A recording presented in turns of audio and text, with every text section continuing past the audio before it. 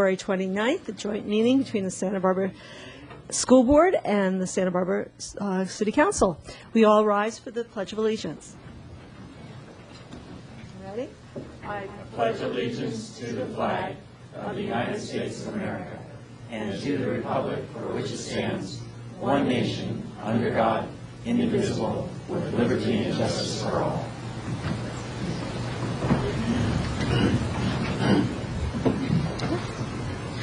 Well, we start with our public comment. Do we have any? I don't know why they handed me the slips, but they're... Let's give those to you. You do it. Go ahead. All right. For public comment, we have Lynn Rodriguez.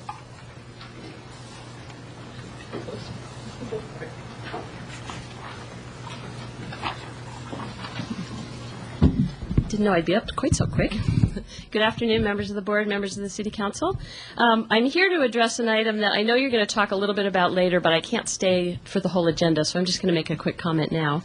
And that's regarding the ongoing development and enhancement of after-school programs for kids within our community. Specifically, I'm thinking now about the junior high programs that the school district and the city are collaborating to enhance and add to. And I'm speaking both on behalf of, well, myself as a parent. I have a daughter at La Cumbre Junior High. Also as a member of the Santa Barbara Education Foundation, where we're working towards enhancing programs for arts and other after-school activities. And then also as a member of the Alpha Resource Center Board of Directors. What I'm specifically interested in is watching what's available for our kids after school when they get to that age, particularly if they have special needs, really starts to diminish. And I see great programs going on right now at La Cumbre. My daughter's enrolled in that after-school program. But there is a little bit of a dearth of availability of programs for kids with special needs, particularly if they have no support.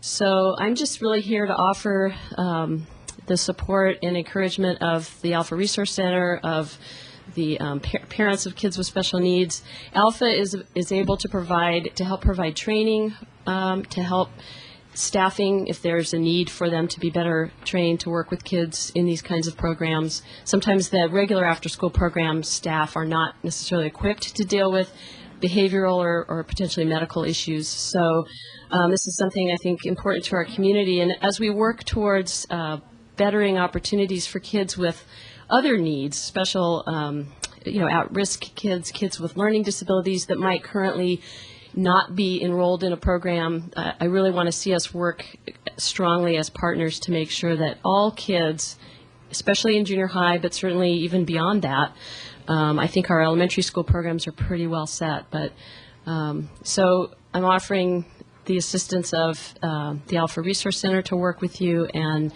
I'm just very encouraged that this dialogue is happening, and I'm looking forward to seeing what programs will be available on, I would hope, on all of our junior high campuses in the next year or so. So thank you. Thank you. Excuse me, Ms. Malikoff? I didn't do the translation, the Spanish. We do have Esperanza Villegas with us, if you'd like to have her come forward and introduce herself. Please do.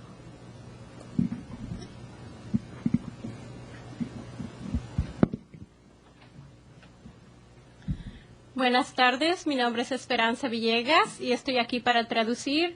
Si alguno de ustedes tiene preguntas, puede encontrarme en la parte trasera de esta sala. Gracias. Gracias. Headsets for hearing impaired are also available, and please indicate if you need a headset. All right. Continuing with public comment, we have Diane Stevens, and she will be followed by Mariela Marin. Good afternoon. Thank you for having us. My name is Diane Stevens. I own Pixel Dust Productions. I am also a special education assistant over at Santa Barbara Junior High, and I had the wonderful opportunity to present a film to the Santa Barbara International Film Festival called Dawn Riders. In fact, the Oscars are over, but we still have stars here. We have Honorable Mayor Marty Bloom, we have Dr. Sarvis, and we have Miss Nancy Rapp. They were all part of this wonderful collaboration. And we have a wonderful announcement to make. We are going to be having a public community event, which will be held on April 12th, that's Saturday, at the Marjorie Luke Theater. We are seeking some funding to put this on. It'll be a free event. We'll be working with 1235 Teen Center.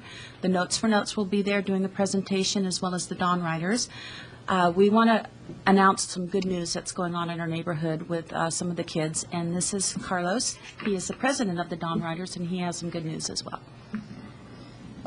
I'm Carlos Inga, and I just want to give you guys a little background of the Dawn Riders. I don't know if you guys, most of you have heard, but we are a club that build a way of art on bikes, and we,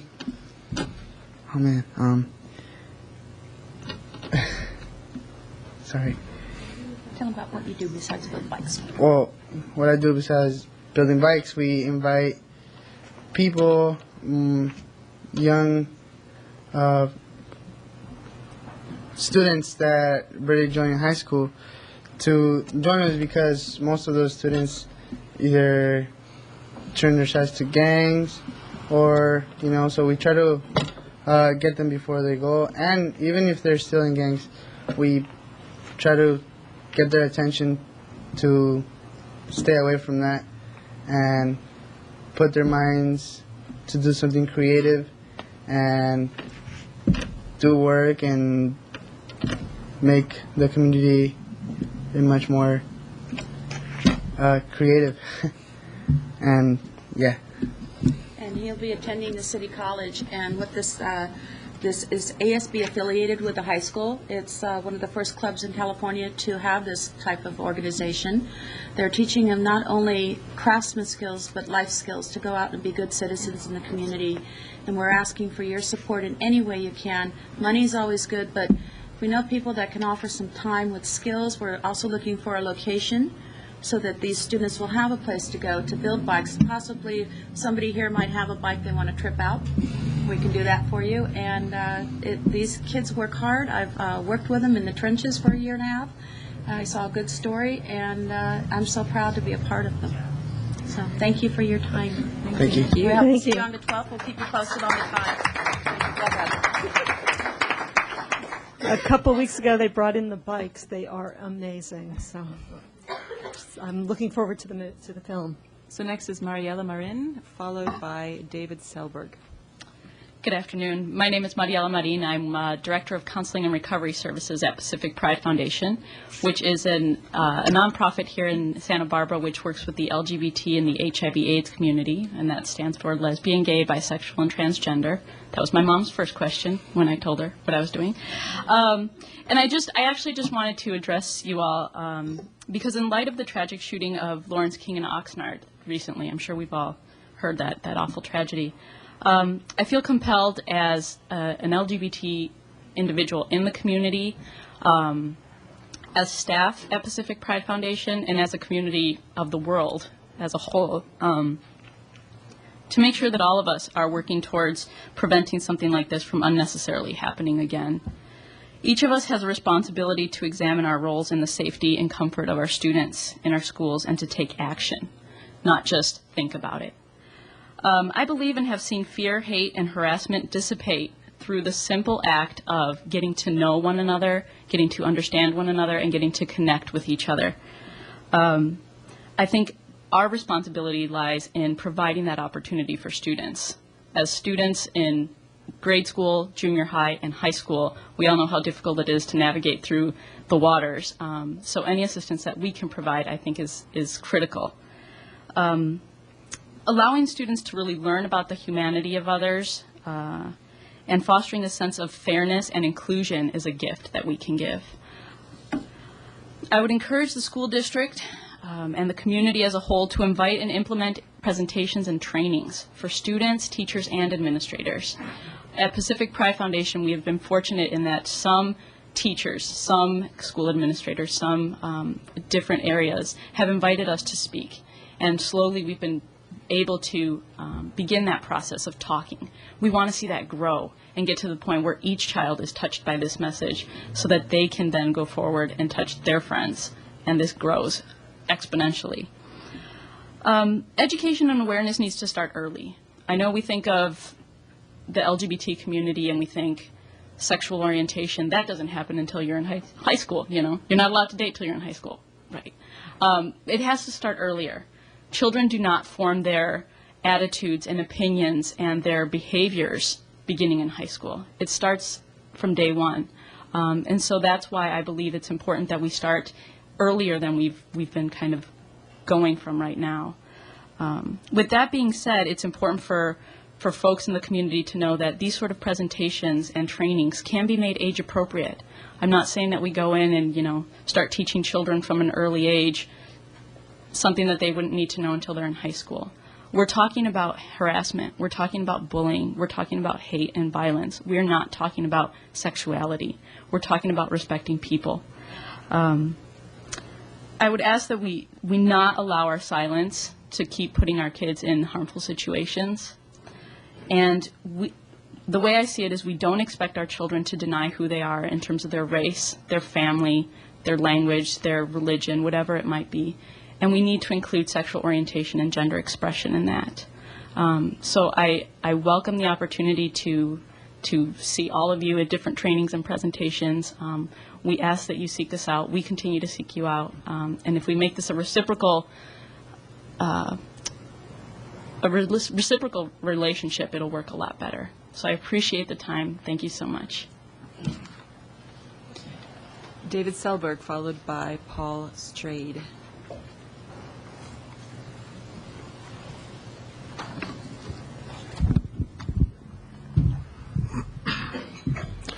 Hello, my name is David Selberg, and I'm the Executive Director at Pacific Pride Foundation. I'll be brief.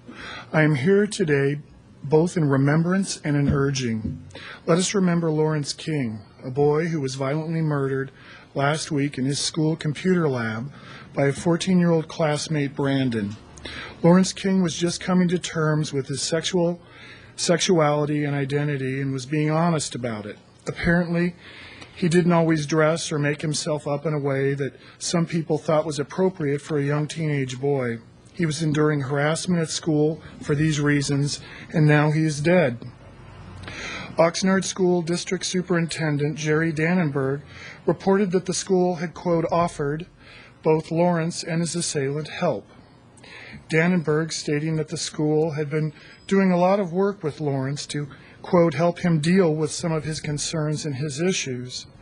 Responsibility for homophobia cannot be placed upon the LGBT students in our schools. The real issue is not the kid coming out, but the kid sitting next to him or her. Somewhere Brandon got the message that it was okay to kill Lawrence when Lawrence asked him to be his Valentine several days before. The bigger picture here is that both children are victims of a society that continues to teach that it is permissible to exclude, revile, and even hate gay people and anyone who does not conform to the traditional gender stereotypes. As a respected colleague of mine shared with me recently, Brandon pulled the trigger, but bigotry and hatred loaded the gun, and now Brandon's life is ruined. In our Santa Barbara City and County School Districts, Pacific Pride Foundation and Just Communities are invited into elementary, junior, and senior high schools to educate teachers and administrators and students about diversity, anti-bullying, and anti-harassment. We talk about how to deal with it on the playground and in the classroom. We talk about tools and skills teachers and kids can learn in creating a safe school and learning environment. In the highly charged school environment Lawrence was attending, the lesson here is that schools cannot be passive and dismiss such learned hatred as schoolyard fights or a conflict between a couple of kids with issues. Schools must be proactive, and this only comes with leadership from the top down. The lives of high-risk youth such as Lawrence King are on the line, and when we wait, it is often far too late. I have received many calls and emails the last couple of weeks from moms, teachers, and a school gardener, sharing how they so often hear kids at school who are LGBT or assumed to be called fag, homo, queer, and on. And it doesn't just stop at name-calling. You are all powerful people in a community I grew up in. I, too, was one of these gay kids going to public school in Santa Barbara. I fervently ask you to make sure that all Our schools have anti-bullying, anti-harassment curriculum. Don't assume that each school is implementing it voluntarily. We are invited into some schools in the community, but not all.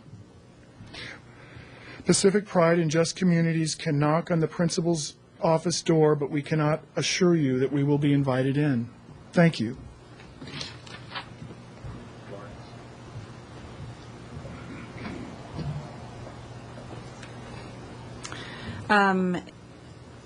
It's Paul, is it Strady?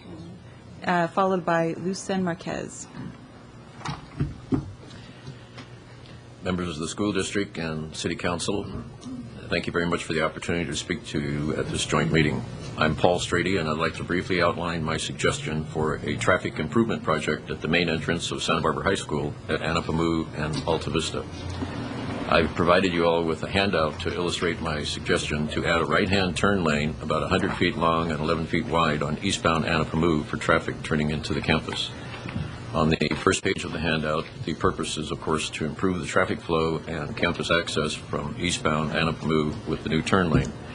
It would also widen the turn radius slightly to assist large buses that are sometimes used by tour groups and other visiting buses to the campus.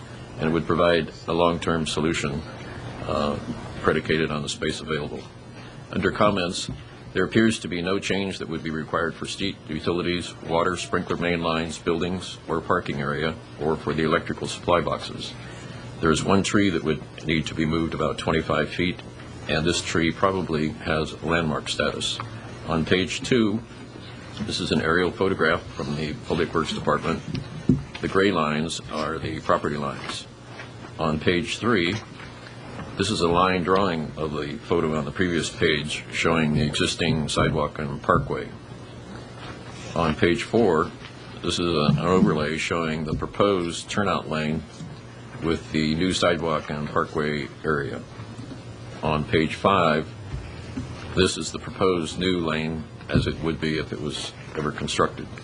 It would hold about 4 cars in the turn lane and another 3 on cue past the island. On page 6, this is a view of the overall area. On page 7, the turnout lane would start about 5 or 6 feet past the tree in the immediate foreground. The curb line would be moved to the right to the inside edge of the sidewalk, and the parkway on the sidewalk would be moved onto the school property, which of course would require an easement. To give you a little bit of insight on the traffic flow, I spent yesterday morning between 7:30 and 8 o'clock counting cars, and in that 30-minute period there were 484 vehicles that went through the intersection. Eastbound there was 259, or 54%. 145 of those turned into the campus, and 114 continued on eastbound towards Milpas. On page 8, the view up a little closer, the gray box at the parkway is for communications, and that would have to be relocated about 12 feet towards the campus. On page 9, a little view further around, the 4 boulders in the immediate foreground would be relocated a few feet. On page 10, the boulders in the foreground or in the back would not have to be relocated because the project would blend into the current setup at that point. The little service box there is an irrigation valve timer section. Page 11 shows the recent work done in the last few weeks to extend the island for pedestrians out about 12 feet and the ADA ramps that are now installed. And page 12 shows the status work on the tax dollars at work on the site. We all realize that funding for school needs and for city projects will be hard-pressed in the near future. And if there's any merit in considering this project, perhaps some grant money might fund most of the costs. Thank you again for your time and the opportunity to speak to you at this joint meeting. And finally, in comparing two speaker slips, I think it's actually Lucero Marquez. Okay. And Ms. Marquez, did you want to speak also on item 14 later? Yes. Okay. Thank you. Hi, everybody. Good morning, or good afternoon now. My name is Lucero Marquez, and I am the coordinator for SER Jobs for Progress. I know that most of you here are familiar, but just wanted to officially introduce myself. And once again remind the community that we do have this program in our community. We are sort of new. We started in November, and we've been doing a lot of the groundwork to get this program running and started and really serve the youth. And what our program does is to help youth achieve goals academically and also with work experience. And that's something that I've talked to a lot of you about, and some of you in the audience as well know about. But it's, again, another program that is really focusing on youth that are facing different barriers in their communities and that are keeping them from succeeding and really achieving their goals. And I'd just like to say that we're here and we are really looking forward to working with you. And I know that a lot of the city council members have been very key for this program to even exist and for us to have received that grant. And I want to thank you for all your work and all your support and for really being there for us. And now's the time that we can go to the next step. And again, I'm here for you, and I will be in touch with all of you. So look out. I'm just kidding. Thank you.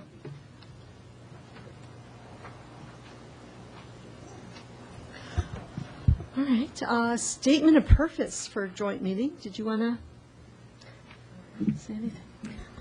We usually do kind of state a purpose here, but as we've been working so closely with the school board, it's become more and more obvious what we're doing here. And that is to, we realize that the kids are all our kids. We serve them, the city serves them in other ways, Parks and Recreation especially, but Police, PAL League and so on, we all serve them in many ways. And our jobs have to do with making sure the streets are clean and safe, and that and the school's job is to educate the children. So when we work together, it really makes a big difference for the community. So the idea here is to work together, to share, to collaborate, and to find out what each of us is doing for that goal. And so these reports that we see here, we will not be going over them, I don't think, one at a time, but they're very important. So we thank the staff who prepared them. So, Laura? Yeah, I think as the afternoon progresses, we'll see all the things that we've worked on together, and it'll all be very clear that we're doing a lot of different things. I'm not sure how we proceed here. We are, number 6 is the update on the Joint City School Districts Program and Agreements. Is that a presentation? We hadn't anticipated any presentations until we got to number 12. Okay. Therefore, unless there are questions on the part of city council members or board members, Board of Education members, and there may be on those items before item 12, you may want to give that a moment and ask that question. Okay, but after those questions are asked about those items, then we can go to number 12. Would anyone like to? Madam Yes. President? I'm wondering whether or not we were going to have an update about the National Guard Armory and the Army Reserve. No, we're not planning on doing that at this time. All right, just to say that there's progress on both fronts, and let's stay tuned. Scordero. I just had a really sort of simple question, I think, regarding item 6, with the after-school programs. We had some numbers for the number of students who participate, but I was wondering if we could maybe get a further breakdown in terms of gender of the students, maybe even ethnicity of the students. But I was primarily interested in the gender for these activities. Board and council members, I'd be happy to. If you want to be a little bit more specific of which elementary, junior high, ethnicity, sports, perhaps Annette, you and I could talk afterwards. I was looking at AOK, the AOK program. Yeah, as you know, the AOK program is held at all the Title I schools, and the children that are targeted for that program are the underachieving students that may not proceed to the next class. So they are specifically targeted by the school district staff to participate. But if you want to get ethnicity numbers... well, I was really more interested in the gender question. Okay. And also for a wrap. I'd be happy to get both of those for you. Great. Thank you. Ms. Schneider. Thank you. Each time I just always like to highlight the recycling component, and that being a big piece of what the city council, the city and the school district's doing, and I see some of our environmental staff, not that you have to come up and ask any questions, but just to acknowledge that. And I know there's been some delays in terms of some equipment to go to school campuses, but that's hopefully moving forward, and just encouraging, trying to keep the good data together and seeing how both an increase in recycling at each campus also leads to a decrease in expenditures to the haulers, because recycling costs less than trash, and I know that's been monitored, and we've been following that in the subcommittee. And I know there's been great progress, and I hope to see a more detailed report about data over time, because it's been now maybe almost 2 years since we started the program. And in your packet, one of the I think it's attachment 3 has the framework that was put together by the school district, which I really think is a great guideline to look at, not just the stuff that you need to help things move, but also the training component of working with facilities maintenance staff in making this work well. So I just want to acknowledge that and acknowledge the work that continues to be done on this topic. Excuse me, City Council, board members, if I may be so bold as to interrupt, thank you for those comments about recycling. For those of you who entered the front door rather than the courtyard, if you exit the courtyard, you'll see an example of the combination recycled trash containers that the city has furnished for the school district, and the distribution of those is almost complete. And so thank you. Just to add a little bit there, I was at Harding School this morning in a third grade classroom, and they were very proud to point to their new blue containers with the little trash container, and they said, and we're going to get food scraps soon. So they're going to be recycling their food scraps. So the kids are onto this. They know. And I'm glad that that the school district has jumped onto this, too. It's good. Ms. Parker. I wanted to ask a quick question about the Integrated Pest Management Program. The advisory committee list that is on there looks dated. It is dated. That's my error. I did not update that. And I wasn't sure if they are still meeting quarterly. We have not met quarterly. We've had trouble getting a quorum. We have a meeting scheduled for this coming Monday at 3:30, and that list should have Paul Turnbull instead of Jan Zettel and Lane Wheeler instead of Linda Mitchell. Gotcha. I was also curious for a future meeting at some point to hear sort of more about what the city is doing on their properties that are, we have some schools that are, Adams is right on the city golf course, and Santa Barbara Junior High is right on Ortega Park. It would be great to get information about what the city is doing in relationship to properties that are right next to our schools. Yeah, we could do that. Mr. House. Thank you very much. Looking at item 8, as we are doing here, there's the 3 different areas that are covered here: the IPM Integrated Pest Management Program, the recycling and waste reduction, and water conservation, and an awful lot has been accomplished in all 3 of those.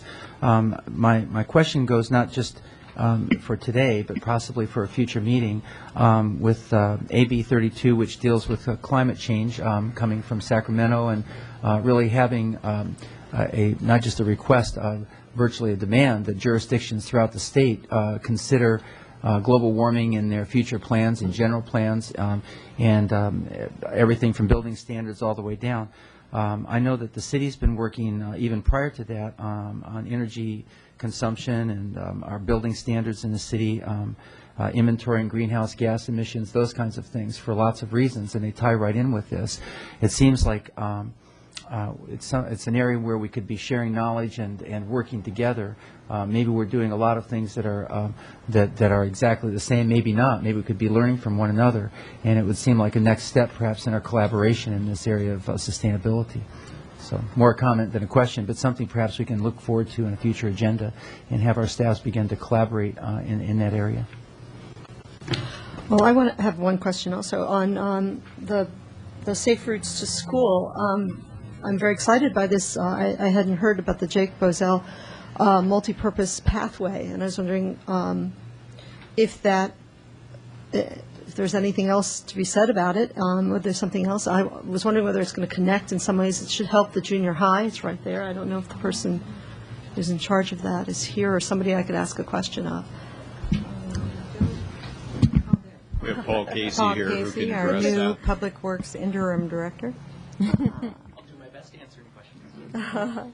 That's wonderful. It's a bike trail, is that correct? It's a bike trail kind of right there on the corner. And will Goes it right connect into with the bike trail? Is there any way to connect it with the bike trail that's on the other side of the, near Modoc over there, the larger bike trail? I don't know. I just wanted to put that in there. Yeah, we'll try to look at the connectivity. I think the specific physical project is going to make just that intersection work better. But yeah, we're always looking at trying to get And those that'll connections made. help kids who are going to Loch Lena. Exactly. It's terrific.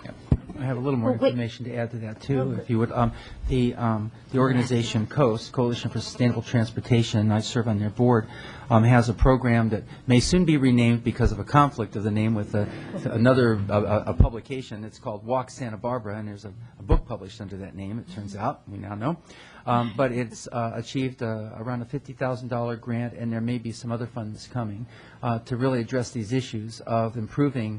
It's not within the Safe Routes to School program, but it is a complementary program. They began their efforts in Montecito, Montecito Union School, access to the school, and it is privately funded, but they are expanding to be a broader program throughout the entire area in the city of Santa Barbara. So I think there are going to be opportunities to collaborate with the school district on that as well from a nonprofit side. I just thought, well, we had you up here, I'd ask you my question, too. Under Safe Routes to School as well, there's an item that talks about a pedestrian corridor that would connect Santa Barbara Junior High with Santa Barbara High School. And I was just wondering if you could describe what that is. It talks about a traffic calming project. Those are the constructions that are pretty much done almost now. They're the bulb out extensions, so it's just making the pedestrian crossings of the streets safer. It's not a separate dedicated pedestrian facility, but those are almost done. I think the Canon Pernito Dome has a couple more weeks to go. Okay. Sure, go ahead. I'd just like to ask the status on the, it indicates here that there is some movement going forward on AB 321, the reduction of speed in school zones, and where do we stand on that, really? I'm sorry, Mr. Casey, to make you come back up here again, but I had a real interest in, we have constituents that have shown interest in this. How's that going? We've got great interest as well. We're moving towards doing the speed surveys and the work that we have to do before going ahead and doing it. It might be some different circumstances around different schools, but we are pursuing it and hope to implement it where we can. We're waiting for Caltrans to kind of give us some direction. We've got that, so we're moving forward now with implementing it. And you think it'll be in the near future or a year Yes, from near now? future. We need to come to council. So you'll see an item at council in the next month or two that you adopt the resolution that then allows us to go and do that. Excellent. Thank you, sir. Dr. Noel. I'd like to put in a word for another meaning of Safe Route to Schools, broadening of the meaning. There's a program, you can look it up on the website of the California Council of Community Relations. It's called the Safe Passage Program, and it has to do with organizing neighborhoods to provide safe passage with respect to gangs and youth violence. And they have facilitators who come out and help you put the program together and so on. And I found it very interesting, and I would refer all of you to it. Safe Passages. Thank you. Okay. Then we'll move on to 12, which is a report on the status of the school board's direction with respect to the Hidden Valley property. Good. We gave you a written report on the update of the status of the Hidden Valley property. Since we just had a board meeting and discussion about this Tuesday night, we'd like to give you a verbal review of the board's direction and discussion and give you a further update on our plans for next steps.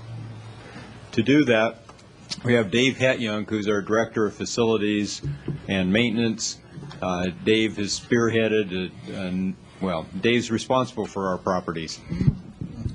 Thank you, Dr. Cyrus, board members, city council members. As most of you, I'm sure, all aware, Hidden Valley, an approximately 12.5-acre site, currently zoned at 5 houses per acre. What you may not realize is that while the school district does not pay property tax the school district does pay an unused site fee to the state of California every year. Last year, that was a $40,000 payment for having a site that's unused. Well, about 4 years ago, the board authorized a district advisory committee to initiate a study of options for our properties. That, like I say, back up a little bit, say a little more. That study was completed, then a feasibility study was completed by UNIDEV. Since that time, our board has asked for additional information. Our real estate consultants and land use consultants have provided the board with additional information, and then at a meeting on December 4th, the board discussed our properties and in general what their feelings were on the properties. Should the properties develop the properties for housing versus outright sale, lease, or exchange? Should a priority be seeking general fund revenue versus capital revenue? If properties are sold, the district can only use those proceeds for capital improvements. If rents or lease income is coming in, that goes to the general fund, which can be used for any purpose, including capital improvements, but that gives our school board a little more flexibility. Would you emphasize staff housing or revenue generation if you had a project? The board members indicated they wanted to retain title to the land and maximize the financial return. They didn't want to just sell the property.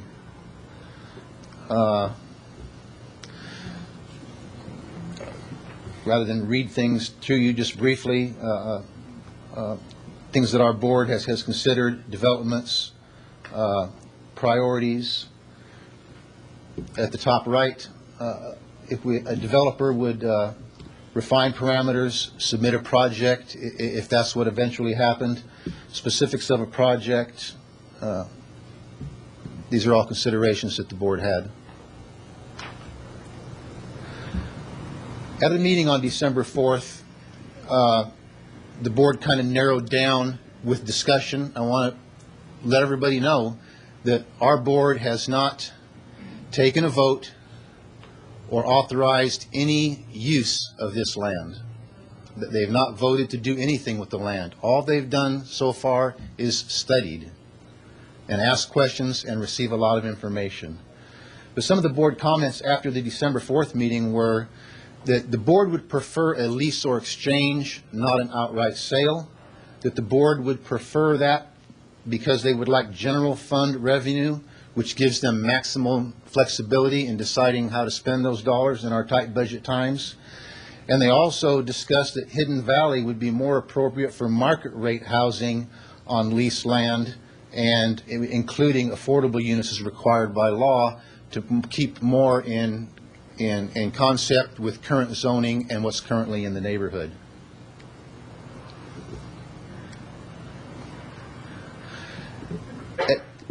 On February 26th, we gave an update to the board with a suggestion that the board direct staff to develop a RFP or RFQ for developers, so we know what the developers would think the use and viability of these properties are and what value that would be to the district.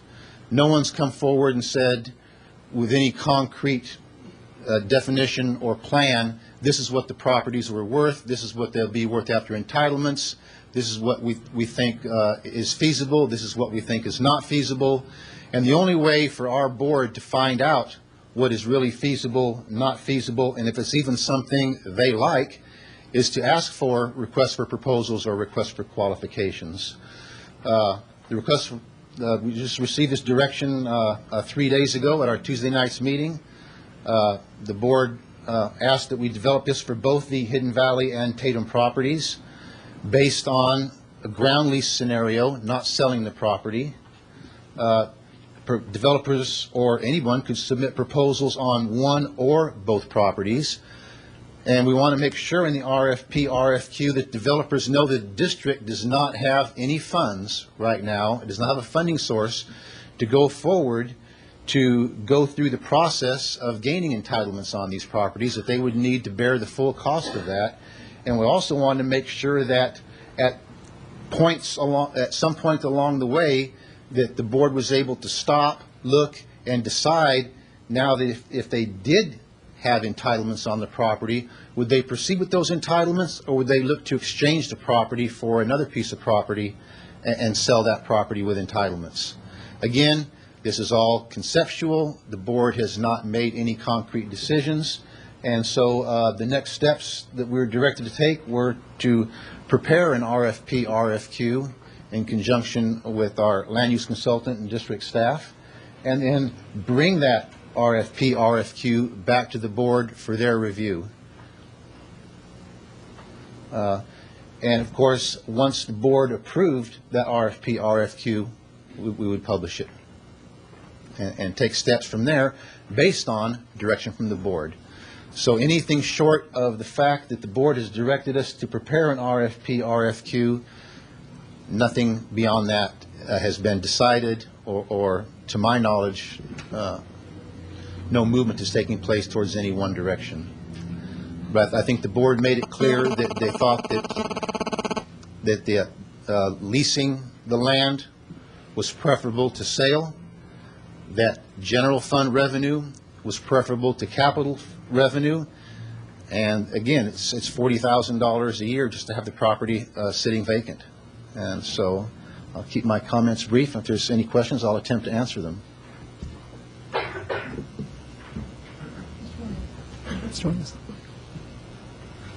Since your February 26th board meeting, there have been some rumors circulating in the community that you've essentially put out to private developers how much would you want for it.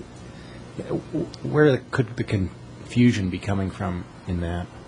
My next step is to set a meeting with staff and our land use consultant, and I haven't even set the meeting yet. So I'd say those are just that, rumors. In fact, in the last 3 days, district staff has not taken any action or had time to move on this yet. We've had other priorities to deal with. Thank you for clarifying that. Just the other issue that I wanted to bring up in that is on one of your slides, which is the non-use fee paid to the state. One of the things I think that it would be both in the city's interest and in the school district's interest, while this property remains in some sort of limbo, is to try to remove that as a cost to the district, and if anything, to be able to gain some revenue off the property because of the joint school district city council meetings.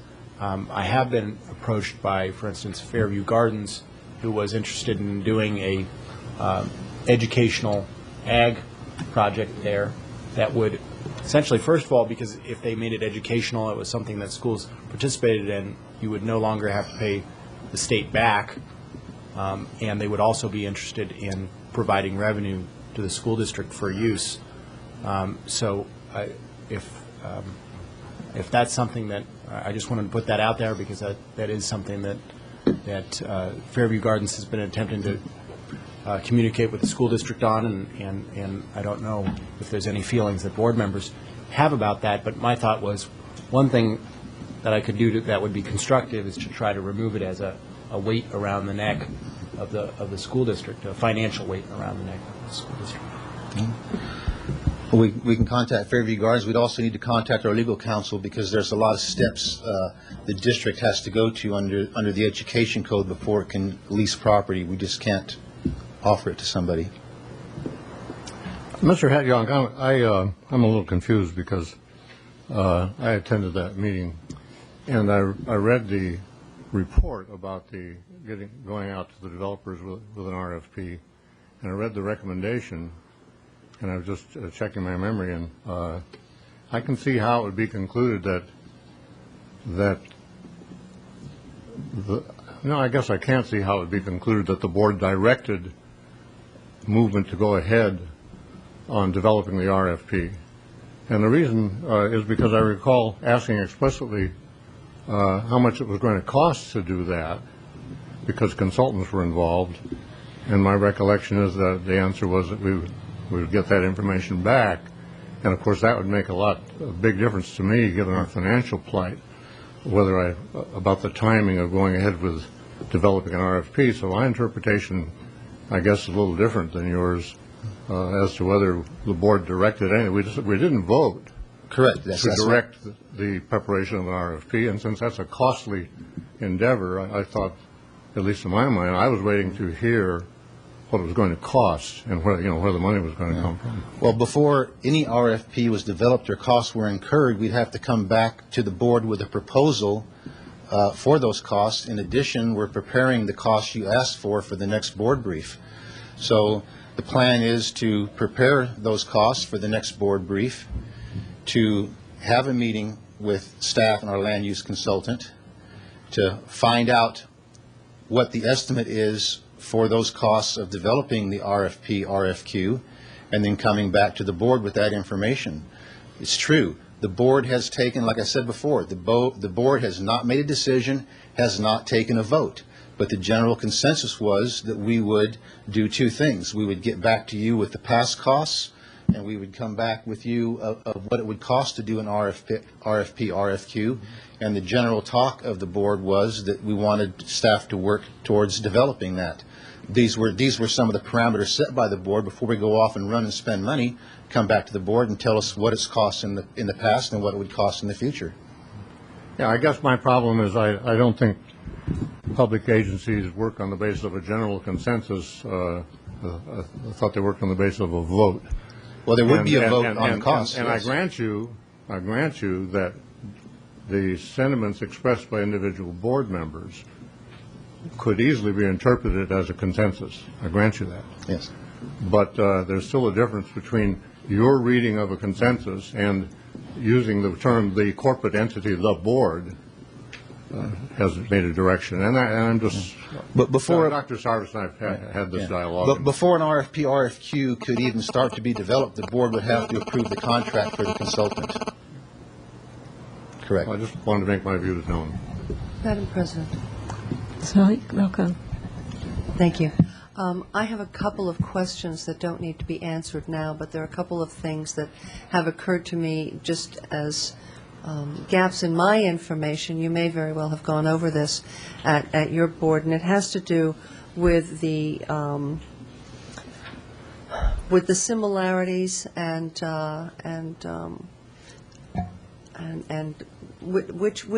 which type of entity, a sale or a lease, does an exchange fall under? And do entitlements received for this property at some point in the future maybe, and there were an exchange, do those entitlements transfer to the exchanged property? Now, we know a lot more about how it works in our world, but you have constraints and considerations and legal considerations that we don't have because of your being an educational facility in a school district. So if you can answer those now in a simple way. I can try and answer that. Legal counsel for the district is not here, but an exchange of a property for a property of equal value is not considered a sale. Per the education code, we have leeway to exchange properties. As far as any development rights from one property to another, that would be based on the city, the county, whatever agency had jurisdiction over their property, separate from the education code. So entitlements received for a property like this, exchanged for something in another jurisdiction, those entitlements wouldn't just out of hand, matter of fact, be transferred to the new property. There would have to be a whole process involved again? In other words, the entitlements would increase the value of the property and increase the value of the property if it were exchanged for another property. Right. Now, the exchange, because it's not considered a sale, does that allow you to put the money, should you get money, ultimately, into the general fund, or is it restricted at that point? Since it's not, exchange is not considered a sale. I don't know if there would be money changing hands if there were an exchange, if a property was found No, there would not, but the property that it is exchanged for would have some sort of development that I would inure to the benefit of the school district, I would assume. And so I'm wondering the proceeds from that, whether or not you are restricted there or not? It would, if there were some proceeds, I have to refer that to legal counsel. But I do know that if it was land for land. But it's what happens after yeah, that. right, right. It also could be land for a building that's existing, that has tenants, that produces income, that gives a revenue stream to the district. Right. There's a multitude of possibilities. It's just a string of questions Right. that, I think needs just clarification, if not for And I us, wouldn't want to go but too far certainly- without legal counsel. I wouldn't either, and I'm not going to do that, so. Thank you. Thank you. Just in the same vein, I know the county has been working very hard with the Santa Barbara Ranch properties up there in Naples and building a transfer of development rights program, which I talked with a staff member the other day, and it's getting close to being brought before the Board of Supervisors for the South Coast, not just for the whole county, but it would be for the South Coast region. And there would be a bank established that would hold the value of those rights, and it helps for the exchange, not just kind for kind. So I don't know if you've had a chance to interact at all with the county staff, but it might be one of an avenue to know about that at all as you move forward in this. They've been that was originally specific to that property, but it's been designed in such a way that it could be generalized or used outside of just that one exchange. Are you aware of that, or were you? I was aware of it. I didn't know it was about to come. Well, it's getting closer. It hasn't been approved by the Board of Supervisors, and Mr. Williams has been following this too. I know we're both very interested to see if there's some opportunities in this, and anyway, something to keep tabs on. Thank you. Now, it would be neglectful if I didn't mention also city staff, district staff, and members of city council and members of the school board have met on looking at possibilities of what could happen at Hidden Valley as far as an exchange or best use. And there were a few meetings on that subject too. Mr. Williams. That would be my I guess the question that I would do one more follow-up on is Mr. Hetjong's last point is just that it seemed to me that at least in the last meeting of the joint land use subcommittee between the city council and school district board, that there was a possibility that sort of emerged as having greater likelihood than others, which was the question of if an exchange could not be made in totality, but an exchange of partial development rights to reduce what happens at Hidden Valley or to do some other arrangement, seemed to emerge as a much more concrete of a possibility that seemed to have more of a mutual interest between the school district and the city council. And it would be, I would hate to see this go a whole lot farther without that subcommittee meeting again and examining that deeper. So I do hope that we will schedule one of those sometime in the next 6 months. I think that would be. Maybe I should address that. The board members have expressed interest in an exchange. If the city council wants to develop a proposal and propose that we exchange 2 acres in Hidden Valley for an acre here, for example, come to us with that.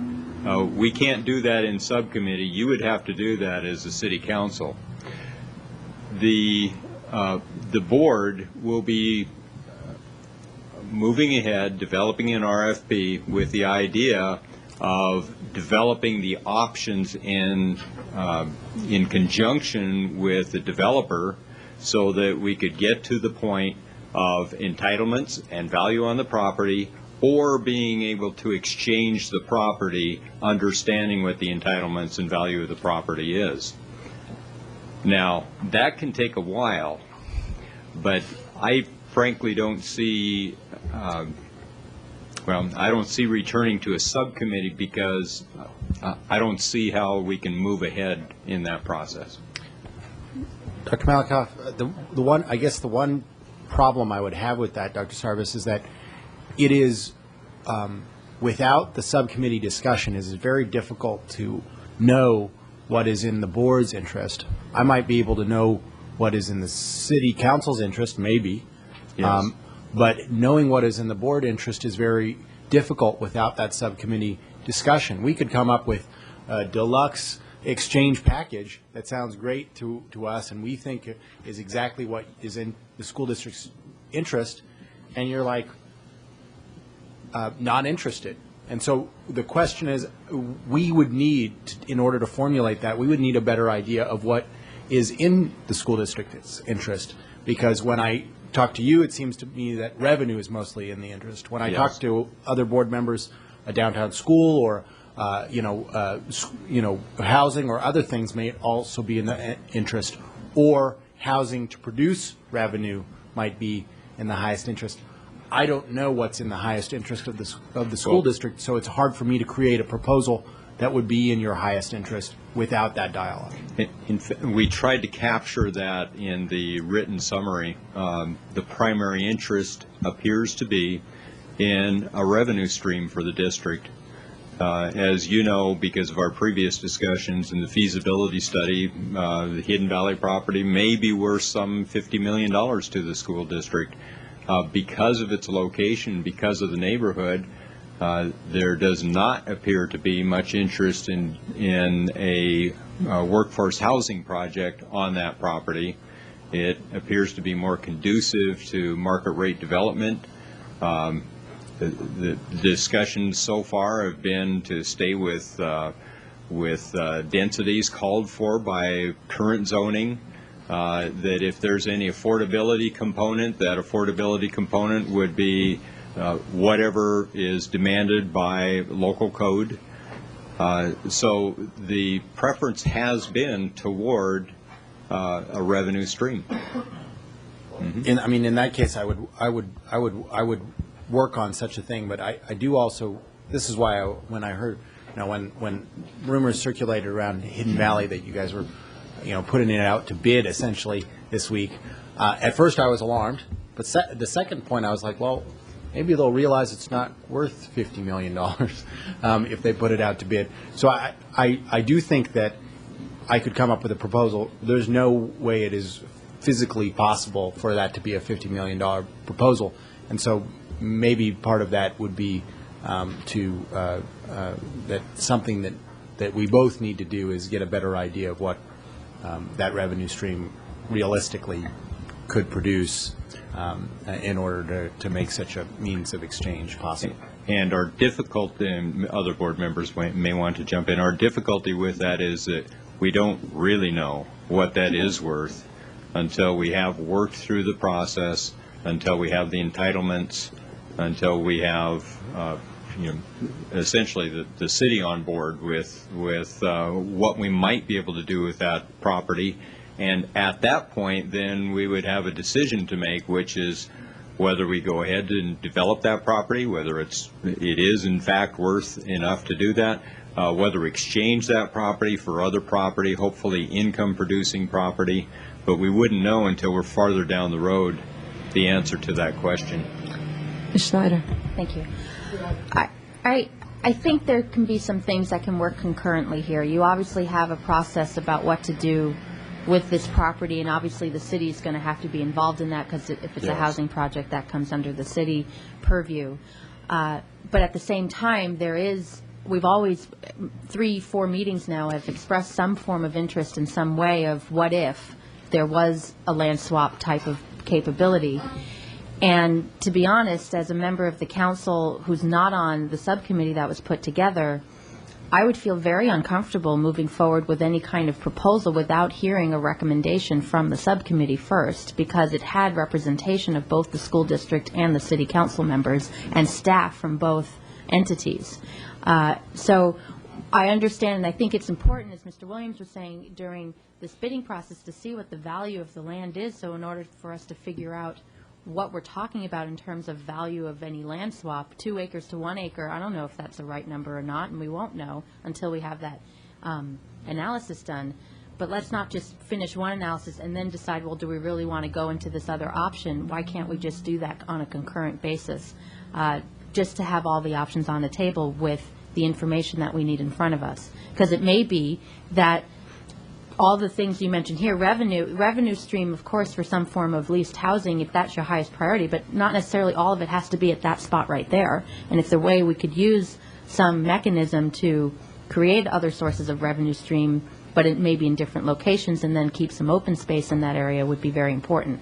So that would be my perspective coming from, I mean, Mr. Williams can give me all the proposals he wants, but he's one of 7 council members and 0 of 5 school board district members, so it would be hard for me to analyze really that in good faith. So I would really echo the importance of keeping these things running concurrently. I would too, but I guess because I'm struggling in my mind with the $4 million we have to cut from the school budget. I keep hearing a planning process to get to a decision that has a big price tag on it, but I don't know how much.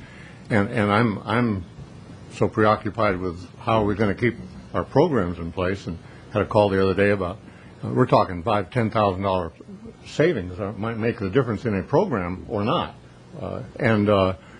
So when I think of consulting fees and the process to move this forward, I want to know the price of it, because it will come out of, if it comes out of the general fund, it will impact teaching and academic programs. We're in that kind of a bind. So that's where I am on this, and I understand. I'm not privy to that committee's work. I would like to know about that committee's work. And just to be clear, it would come out of the general fund. It would come out of the unrestricted general fund, the same one we use to pay for programs. See, and that's where I read, that you've made a freeze on spending in the general fund, and then this seems to be an exception. And I need to know where we are in terms of the impact on programs. The call was about the gifted and talented education program, that the district contributes only $10,000 a year to it, and apparently the rumors are that that's on a possible cut list. There's some people in this community who really care about that. And if we go ahead and spend $10,000 on consultants I understand we're spending money that's going to make money. I understand that, but that may be a luxury in the present budget situation when we're facing the elimination of whole programs. Well, if we have, I'm sorry, go right ahead. Well, I was just trying, that's always been an important point, because I always thought that one of the only reasons why it would be more attractive to do a land swap with the city is to save the school district the initial costs of trying to develop a proposal, and the initial loss of funds, and the initial loss of attention from your core mission.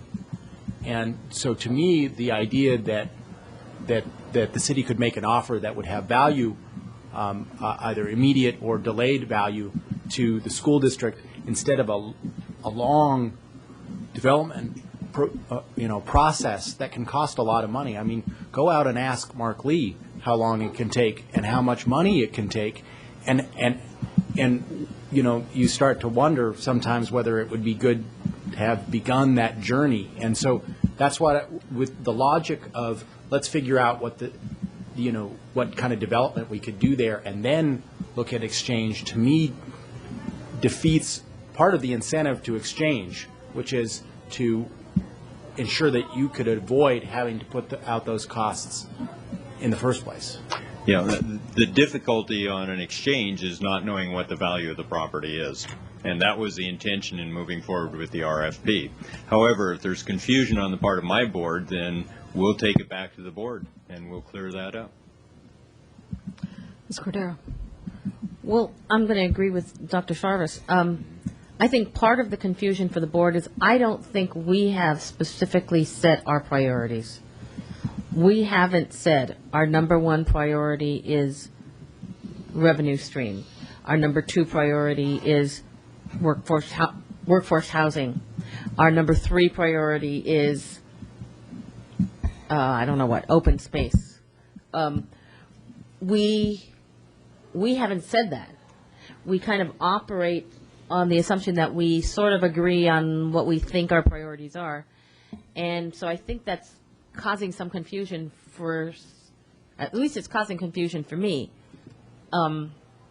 in terms of what kind of a exchange I might be interested in, at what point in the process I would want that to happen, et cetera. Because if we have as a priority that we want to eliminate as many of those upfront costs as possible, then that would certainly move the possibility of an exchange up further. If we have as a priority that we really want to maximize our return to the most we can, then we probably need to know some of these other values before we make a decision. So I think, at least for me, part of my difficulty with this issue is that as a board, we haven't fully determined what it is that we agree on for our priorities. I think each of us has maybe identified our own. I'm not even sure we have. And we've kind of had some insinuation of what we think we might agree on, but we've never formally adopted anything like that. On that note of confusion, I think we might want to go on. Maybe we do need to, we certainly as a board need to come back and discuss this more and figure out. We're sort of headed in one direction, but it seems like we could be going in another direction at the same time. So on that note, we'll go to the second matter on our agenda, the presentation on the district's fiscal matters.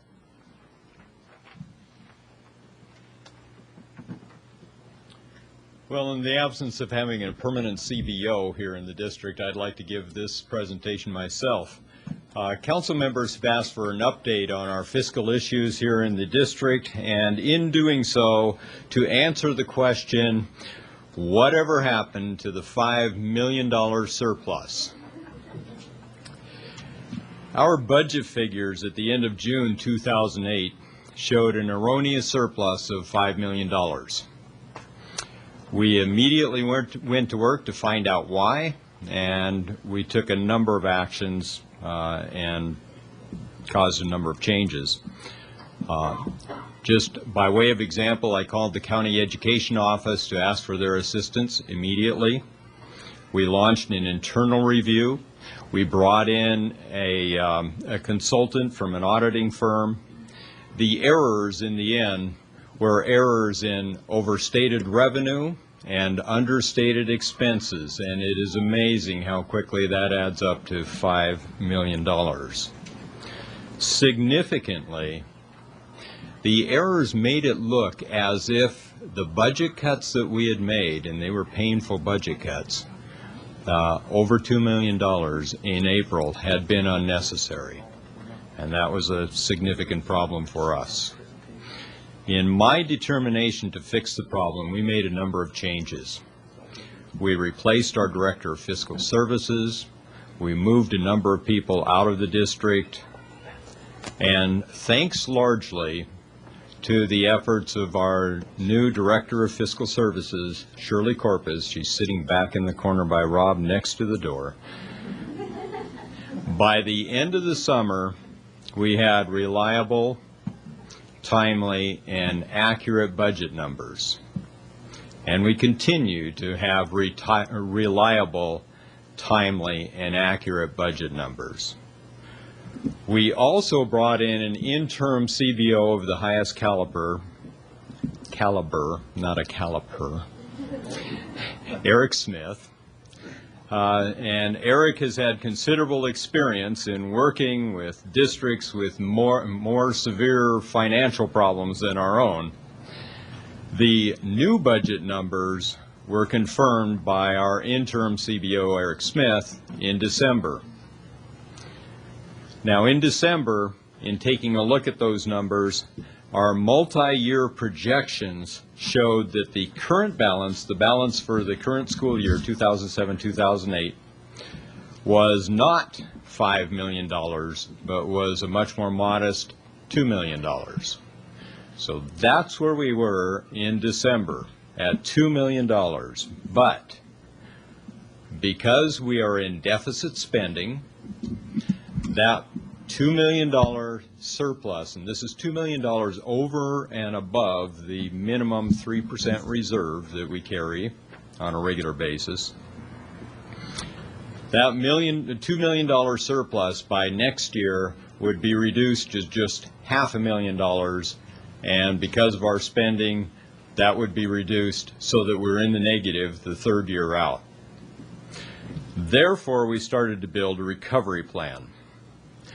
We also brought in an independent firm for school fiscal services, School Services of California, a highly respected firm, to review all of our fiscal functions, our practices, to advise us on how best to structure our fiscal services department for maximum efficiency, what training we needed, use of our business system, the number of people we needed with which responsibilities.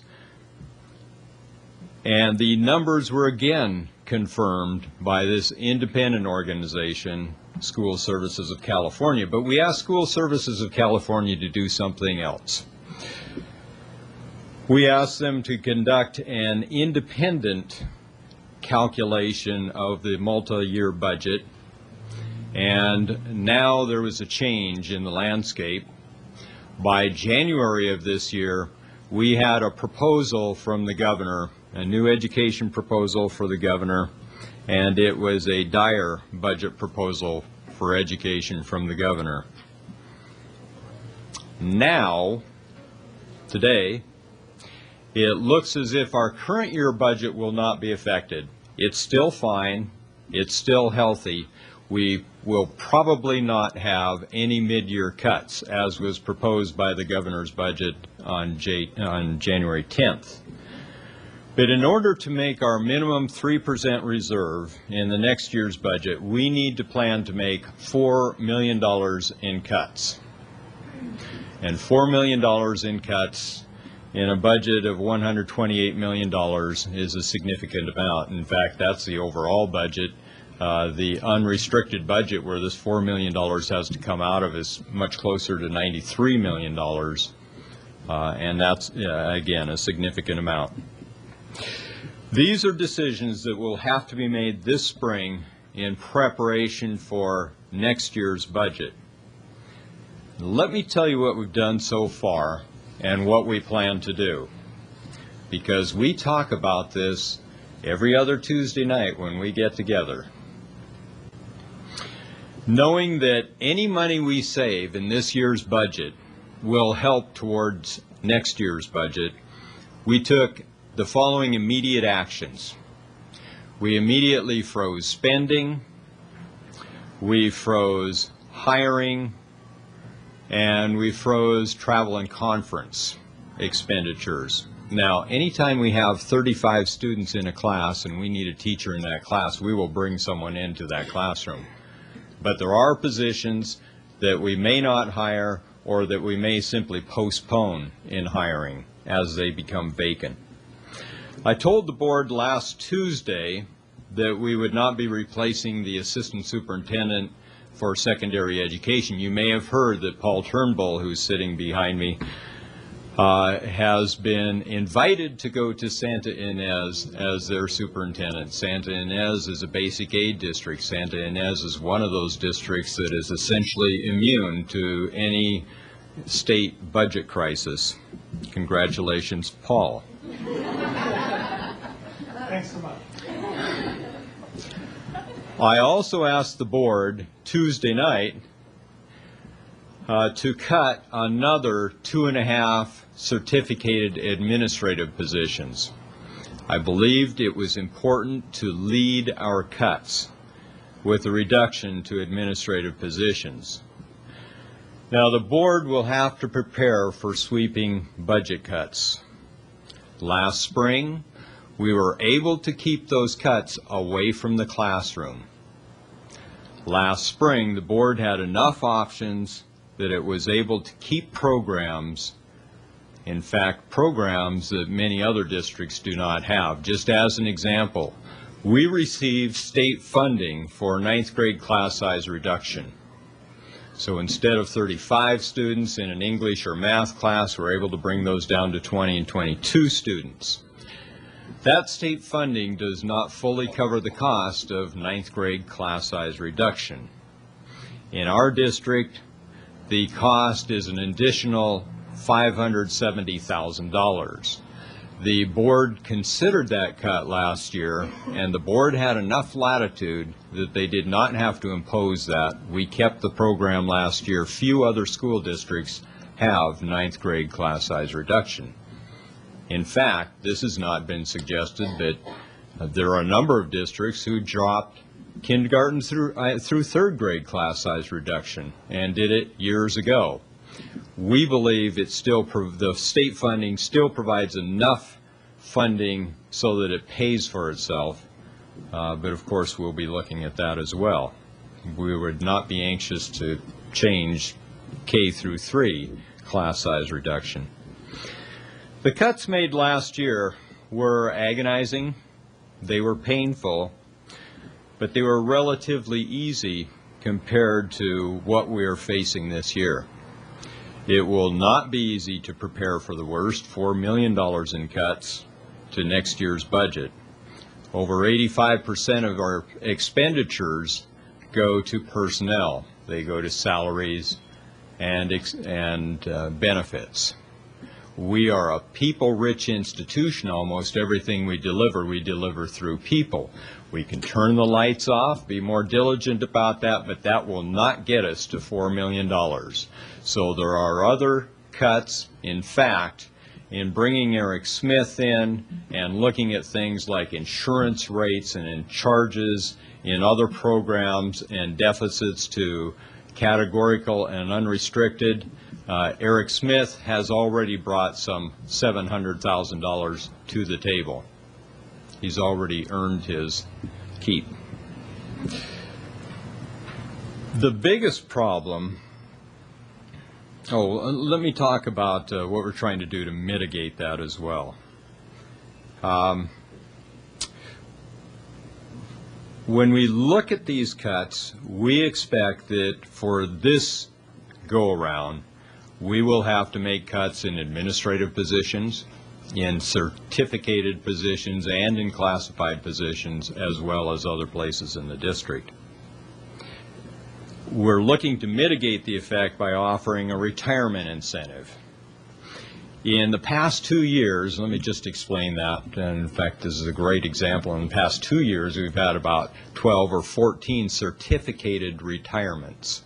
Certificated employees are those who are teachers, counselors, librarians, psychologists.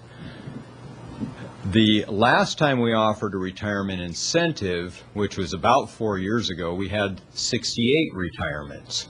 Well, at 68, a retirement incentive, even though it would cost us money, would pay for itself.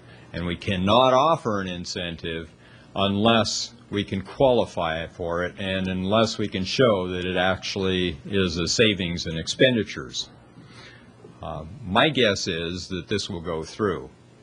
And we have a lot of people, almost a third of our certificated employees, who would qualify for this incentive. I shouldn't speculate on numbers, so I won't give you raw numbers on this. But compared to sending out layoff notices, which is very upsetting to our people, our talented staff, if we can mitigate that with people who would find it to their advantage to retire, then we will. Our biggest problem, and the most frustrating problem, is that we have to make all of these decisions now. We took immediate steps about this year's budget.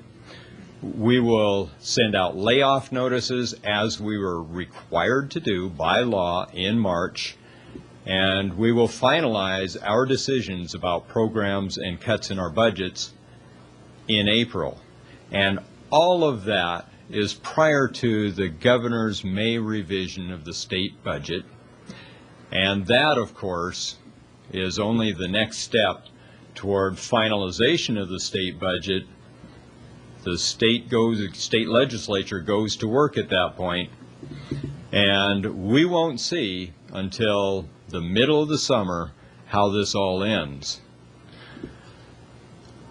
In fact, not only the middle of the summer, we have seen years when that didn't happen until August, until September. We saw one year not too many years ago when it happened in October.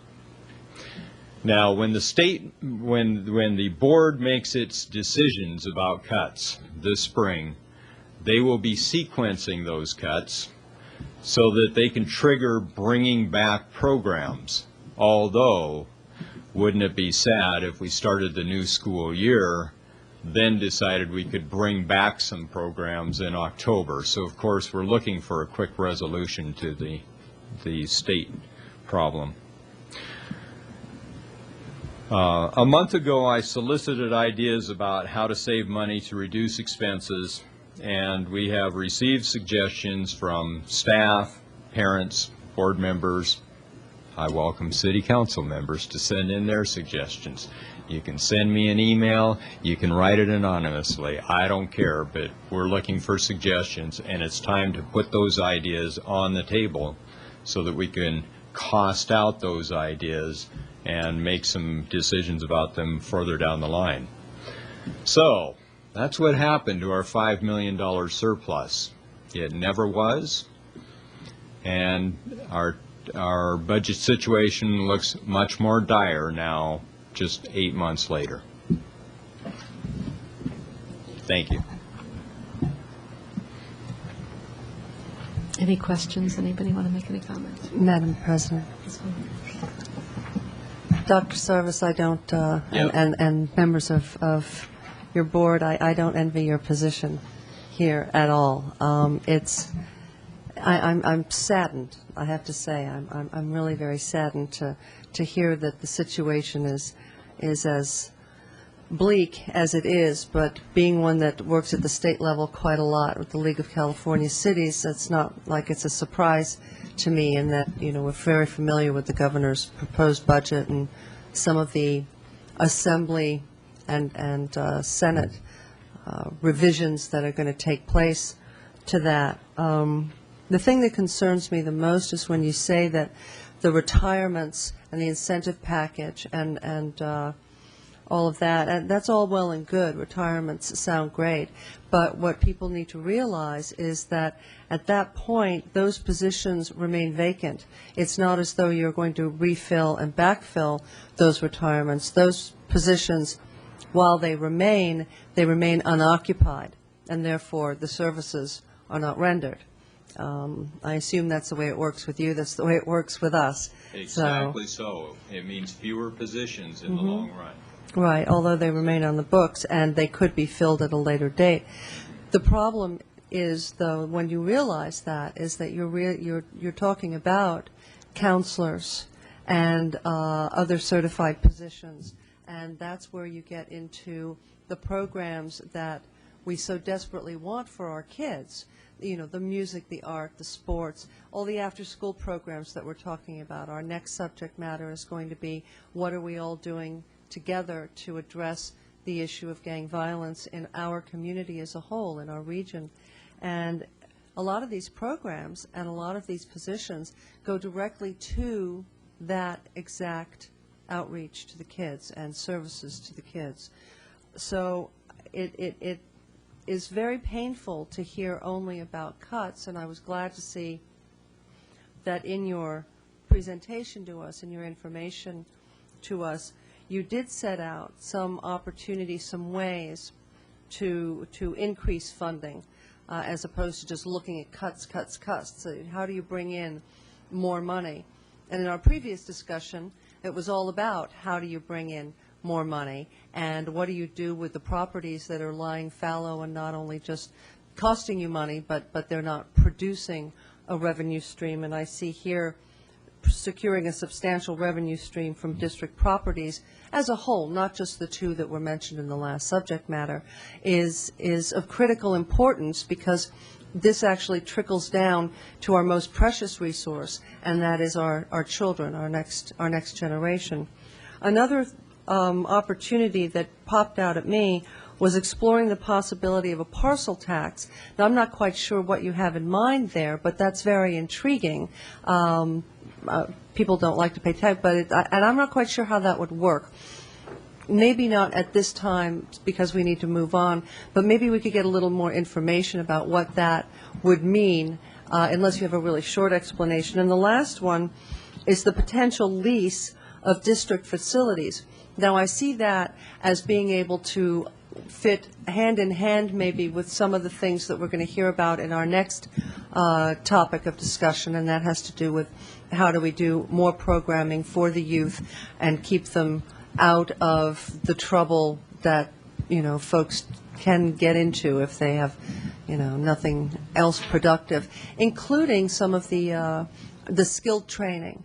And I know that there was a conversation about a year ago that had to do with a vocational school that didn't work for a variety of reasons. But I think that the subject matter, that the concept of that vocational training in a whole lot of areas for a whole lot of folks is exactly something we need to focus on. And I'm sure we'll talk about that a little bit more in our next subject. But getting the district more funds in order to not cut so many programs is fundamentally important to this community at large and as a whole. So I certainly stand ready to help in any way.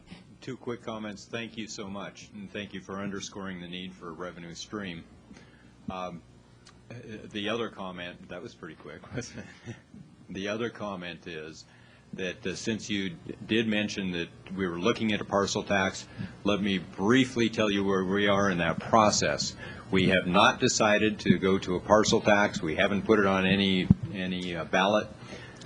We are, however, hearing a presentation from a polling firm.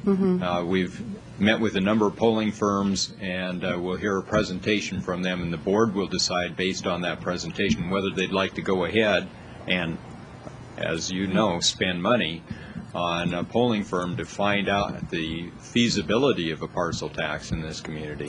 Well, I'm only one of 7, and just because one of us enunciates something, don't ever think that it speaks for the 7 of us until we also take a vote.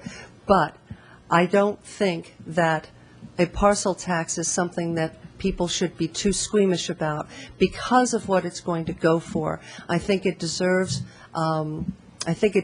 exploration. I think it deserves significant investigation. And if it goes to create revenue for our most important resource, I can't imagine that people would be too terribly squeamish about it, but I'd sure like to see them try, Thank anyway, you so much. Thank you, Doctor. Well, I remember the moment that this all began, which was in the late 90s, which I was working for the legislature, and I remember it was our own senator, who's now our own senator, who got up and talked about why we needed a vehicle license fee given back to the taxpayers. And if you look consistently at the deficit of the state and the figures produced by the vehicle license fee, they're strangely familiar. They're strangely similar. And so to me, this is just a product of a total abdication of responsibility to our future, to sort of, to jump on the tax cutting bandwagon in the short term at a state level. And it's really sad, because it's both a contributor towards the problems and social malaise that we have that we're going to talk about next, but it's also an erosion of our greatest source of strength as a society. Mayor Bloom was there Monday morning when Dr. Farzin Zacharias, I think his name is, a Newsweek columnist on the economy, spoke to a crowd in Santa Barbara. Not exactly a liberal kind of guy, but he said that really the only competitive edge we have in a global economy left is our educational infrastructure.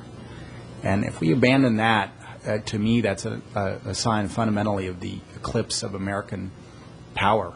And I think that's something that we need to challenge our citizens on. Is that really the road that we want to go down? And if state officials don't have the courage to challenge the state citizens on that, we should have the courage to challenge our own citizens on that.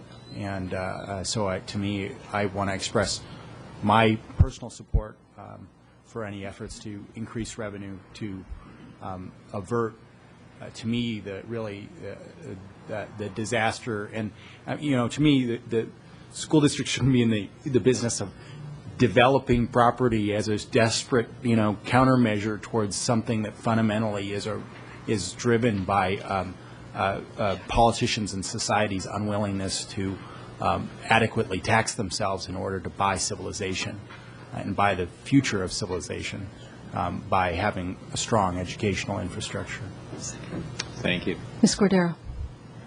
Well, I just wanted to follow that by saying, a lot of us will date ourselves, but for some of us, we think this goes back prior to the 90s, back to, the late 70s and Prop 13, and we are living with all of the dire fears that many people voiced at that time, and that was sort of a revolution. Well, it was certainly presented as a revolution for the state, and it almost seems to me like we need something equally strong to start bringing us back, because we have seen a continuous decline in service to education, even when the lottery was enacted with the sort of promises that it was going to help save some of the revenue that we had lost from Prop 13.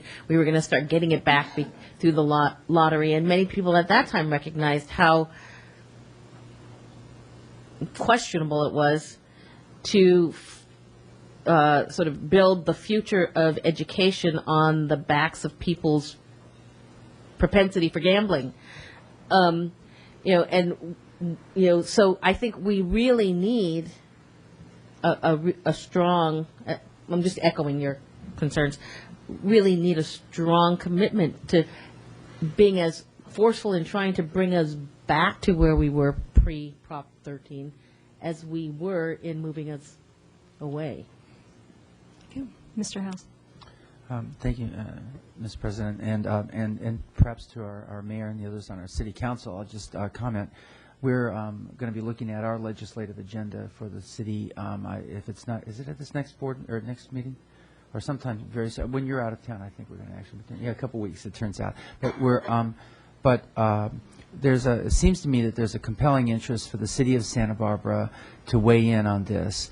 We have a lot of mutuality in the need to care for the kids who don't have necessarily after-school activities. We see in our Parks and Rec department, we're picking up a big piece of that responsibility, and we're happy to do that. But also, you take that piece and you add to it the issue of young people acting out irresponsibly and the conditions that gave rise to that. The difficulties of dealing with young people who are dropping out earlier than later, or maybe not getting the kind of care that they need earlier on, perhaps because they've been in a classroom that had too many students. I don't know. There's lots of causes. But we in municipal government get to be bear part of that burden as well. And we certainly share a similar responsibility to our constituents. So perhaps we can consider looking at our piece of our legislative agenda that would address that, which would then enable you, Madam Mayor, to write letters on behalf of us and perhaps put us in a position to comment on some of the legislation that may come forward. Or if there's an opportunity, as Ms. Cordero is talking about, to weigh in on something revolutionary in the other direction, we could do that as well. So this may be something for us. Good thought. I just want to weigh in because I'm not sure that the City Council is aware that the board passed a resolution on Tuesday to go up to Sacramento, essentially trying to fight what Governor Schwarzenegger has proposed in terms of cuts to education. And I think it would be very helpful if the City Council were willing to look at a resolution of its own. And to I know the California School Boards Association has been gathering those. I do not know if the cities have been gathering it, but in terms of helping education, I'm sure the California School Boards Association, Dr. Sarvers, could make sure that they get that to join in the cause. If I can just add to that, the Conference of Mayors has a group of mayors in California. I think there are about 15 of us, maybe a little bit more. Tend to be the big cities, but also I'm in there, and it's called the Education Roundtable. And the governor has said he would like to meet with us I think it's in 2 or 3 weeks. But I need to probably get information from you all, because he's interested in talking to the mayors about the effect of the budget on the children and on schools too. Some of the mayors have responsibility for their schools and some don't, but it still affects the children in their communities. So I probably should work closely maybe with Dr. Sarvis to put forth the best ideas for the governor. And if it turned out you were out of town as Mayor Pro Tem, I'd be happy to carry that message. Yes, thank you very much. Do you speak Austrian? No. Perfect. There you go. Madam President, if I could just add on. First off, I think those last two items I think were very important, and certainly willing to participate in that.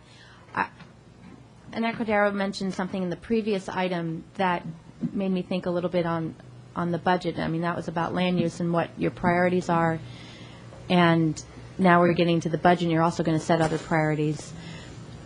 You're not alone in the budget crisis and challenges here. Unfortunately, the city also has its budget concerns, and we're about also to look into the details of what we need to do as a city to provide essential services and also cut some funding because of potential reduced revenues and increased expenses on another level. Hopefully not to the same tune as yours. We're still, I guess, getting all that information. It won't be that big, but there's a potential actually over time, depending on certain court cases, that we could actually get extra funding taken away from the city that provides general services like our police and fire and parks and rec and library. But the thing that Ms. Cordero mentioned, that kinds of about prioritization, and we're going to move on to the next topic, which means so much to both of us, of maybe trying to work together and what each of the entities are doing in terms of reorganizing its own budget, how it interfaces with the other.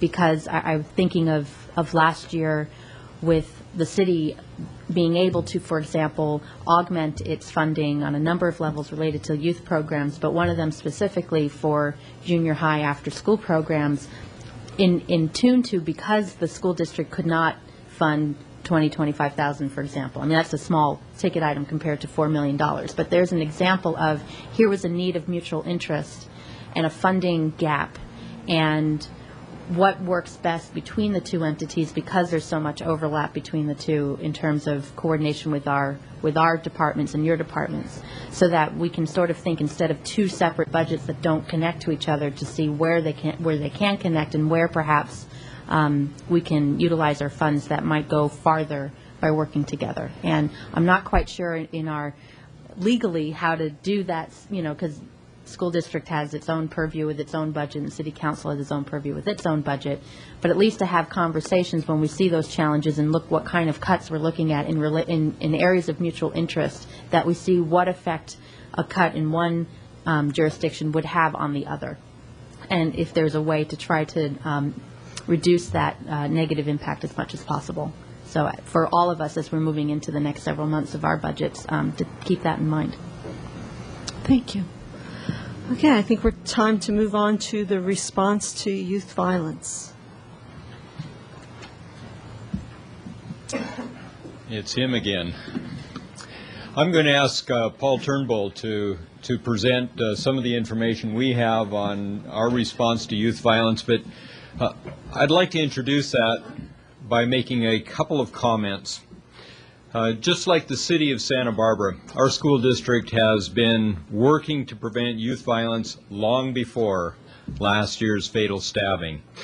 When Luis Angel Linares was killed, we met within an hour and enacted a number of measures. We put a number of things in place last spring, did more this fall, and continue to seek ways to protect students and to prevent violence. In schools, our greatest strength, again, is the staff, the very staff we were talking about.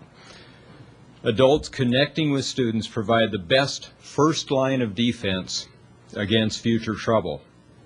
Our safe school strategies are based on staff involvement, our standards of behavior for all students, clear expectations and consequences that are communicated to students and families, our reporting policies, swift disciplinary action, linking students and families to school, and community resources, providing opportunities to dialogue and conflict resolution, the site-based programs, clubs, and activities that engage students in the life of the school. Those are all very important elements.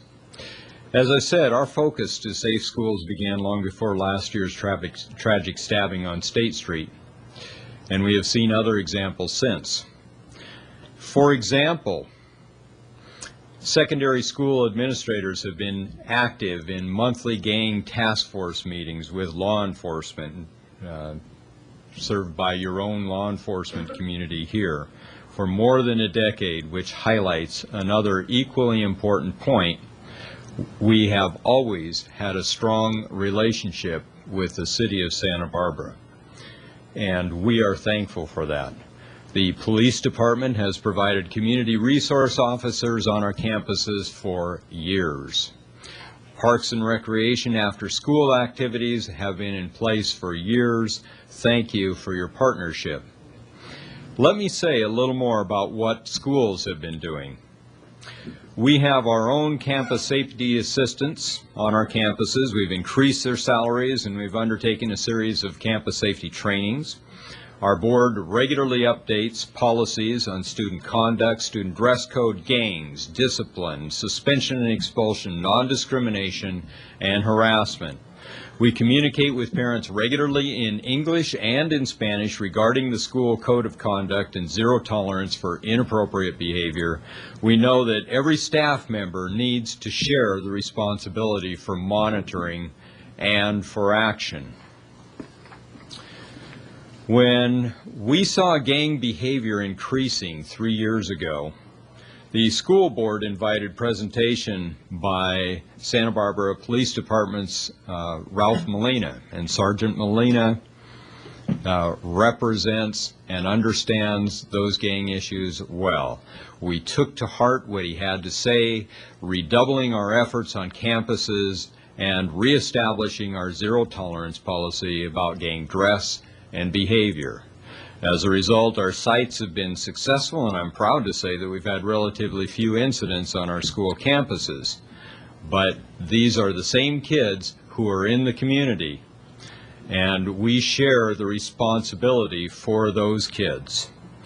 We also have safe school committees and staff incidents response teams at each school. We've provided staff trainings on gang awareness education. We've reduced truancy rates. Our staff and students do a lot to support diversity and equity awareness. We have anti-bullying programs, character education programs, conflict resolution, peer mediation, the Too Good for Drugs prevention program, and many examples of school-based activities to inform parents about gang issues, to bring students together, and to engage at-risk youth. We also benefit from local programs such as All for One that work directly with gang members. We have an ongoing collaboration with the Anti-Defamation League, with Beyond Tolerance, and with Just Communities. We have youth service specialists from CADA's Fighting Back program on our campuses, and counselors from Family Service Agency. Fortunately, national experts on gang violence such as Dr. Michael Furlong and Dr. Jill Sharkey are here in the community, and their work is important to our efforts. Importantly, just like our school clubs and sports programs, there are hundreds of youth-serving organizations all over this community working to keep students productively involved in adult-led activities. And this community should be very proud of the efforts of so many youth-serving organizations to engage our youth in productive, healthy choices. Within 1 hour of the March 2007 stabbing on State Street, I met with all of our secondary principals. We stopped upcoming minimum days. We reviewed our non-tolerance to dress, gang symbols, gang behavior, and reestablishing those policies on our campuses. We authorized dog sweeps on an incident basis. We prepared to meet for the emotional needs of students, and we planned meetings with law enforcement. Your people came to us very quickly. We were at the table with Rich Gloss within a couple of days. We were pleased that the city stepped in quickly and increased school resource officer support. You put more resource officers on our campuses. Thank you. And you stepped up your efforts in after-school parks and recreations activities. Last spring, we stepped up efforts to work with several community agency and nonprofits to expand daily inter-school programs. We scheduled presentations by gang resource expert Richard Ramos, reaching 4,000 students plus staff in 11 schools, 60 staff members in separate discussion groups, and 4 parent meetings with more than 200 adults in attendance. After last year's tragedy, the city provided even more help, working to increase after-school activities, expanding police assistance league activities, even changing MTD bus routes, and we appreciate that. That was a biggie. That happened very quickly. It happened within days of the incident. This year, we reinstituted a program for the few juveniles with multiple arrest records who are serious habitual offenders, and we secured probation officer presence on our school campuses. That was lacking. City Parks and Recreation has started a new partner program to bring more youth-serving organizations onto our campuses after school. You'll hear about that in just a moment. I'm almost done. We're also pleased with the city efforts to increase job opportunities. That was big. Our Teachers Association has worked with us to change early release days so that they are late start days. Let's not let them out of school early. Let's let them sleep in and bring them to school late. We do not see guns on our campuses, but we continue to strengthen our safe school programs, including pursuing grants to hire gang prevention specialists and expand parenting programs. The current city stakeholder meetings to continue to improve communication, coordination, and collaboration among the many organizations that serve at-risk youth is another important step in the right direction. You'll hear more about that in just a moment. In order to be successful, we believe we need people on the street working directly with kids who are not involved in these activities and who are most susceptible to gang involvement. We have tremendous community resources in this city, and we believe that our collective determination to stem youth violence will prevail. And with that, Paul Turnbull, who is our Assistant Superintendent for Secondary Education, at least for another couple of months.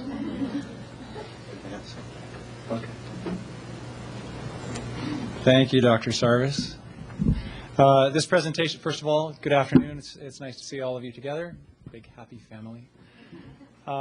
This presentation was put together by Michael Gonzalez, who is not here today. He sends his regrets. So, first of all, Mayor Bloom mentioned that the city is endeavoring to keep the streets clean and safe. The schools endeavor to make sure that the children are taught on a variety of levels. And let's talk about some of the things that we're actually doing in the schools, and then we'll lead through the issues related with violence and what we can do. Prevention, intervention, suppression, and then looking forward to next steps. First of all, things that we're already doing across all the campuses with students, with parents. We simply teach them that some behaviors, while they seem innocent, depending on how old you are or how young you are, can potentially lead to danger. For example, if you hang around known areas of gangs, either on the west side, the east side, all the way throughout to Goleta, understanding that while we're talking about Santa Barbara proper at the moment, we do reach all the way to the other side of Goleta. By being at a gang hangout, dressing like a gang member, saying that you affiliate with gang members even though you may not actually, all of these things lead toward dangerous behavior. And then finally, it's important to understand that about 50% of gang violence or violence with youth are from non-members of gangs. This isn't necessarily, when you read in the paper, about a stabbing every so often. Increasingly, it seems, over the last year and a half, it's not just gang members who are being affected, it's non-gang members, it's their families, it's individuals who may just simply be in the wrong place at the wrong time. As far as prevention is concerned, now some of this may seem redundant, and that's okay, because that means more redundancy, the more we're doing things well and we're doing them as quickly as we can. Dr. Sarvis mentioned All for One, for example, as one of the potential programs that we can work with community members and our students on campus and families. The Los Compadres program is also a very successful program that we've been working with. Mentoring and tutoring programs have been around for a little while, but starting about a year ago, actually a year and a half now, with the help of City Council and Roger Horton at Santa Barbara High School, there was a mentoring program that began and has had great success and great sweeping effect in a short amount of time. Finally, after-school programs, and then working with staff awareness. I'm not going to go into the after-school programs as much because I know that Parks and Rec is here, and I know that Chief Sanchez is here, and he'll talk about some of the other issues with the police department. Referral systems. We have referral systems within the school community and then from the school community to the external community. Social services helps the schools in a variety of ways. It's important to understand that we have access to community services, and through the help actually of the police department and the city, we've found a way to keep our students and our families safe while also referring them outside of what we like to refer as our campus safety net. When you're talking about small children or early adolescents, it's hard to say that you're going to allow them to go meet with an adult off campus and you're not quite sure where the nexus is between something that could go well or not. We build parent awareness through a variety of measures. Violence prevention curriculum, as Dr. Sarvis again had mentioned, through Fighting Back and CADA, we have a great partnership. They have a research-based curriculum, Too Good for Drugs and Violence, that goes through our elementary, secondary schools as well. And then youth development and skill building through a variety of things, through ASB club activities that are on school campuses. We try to extend the length of our school day so that students are used to being on campuses beyond 3 o'clock, 4 o'clock. Hopefully 5 o'clock will be a more attractive number to them in a short amount of time. Critical thinking all the way through interpersonal skills is highly important.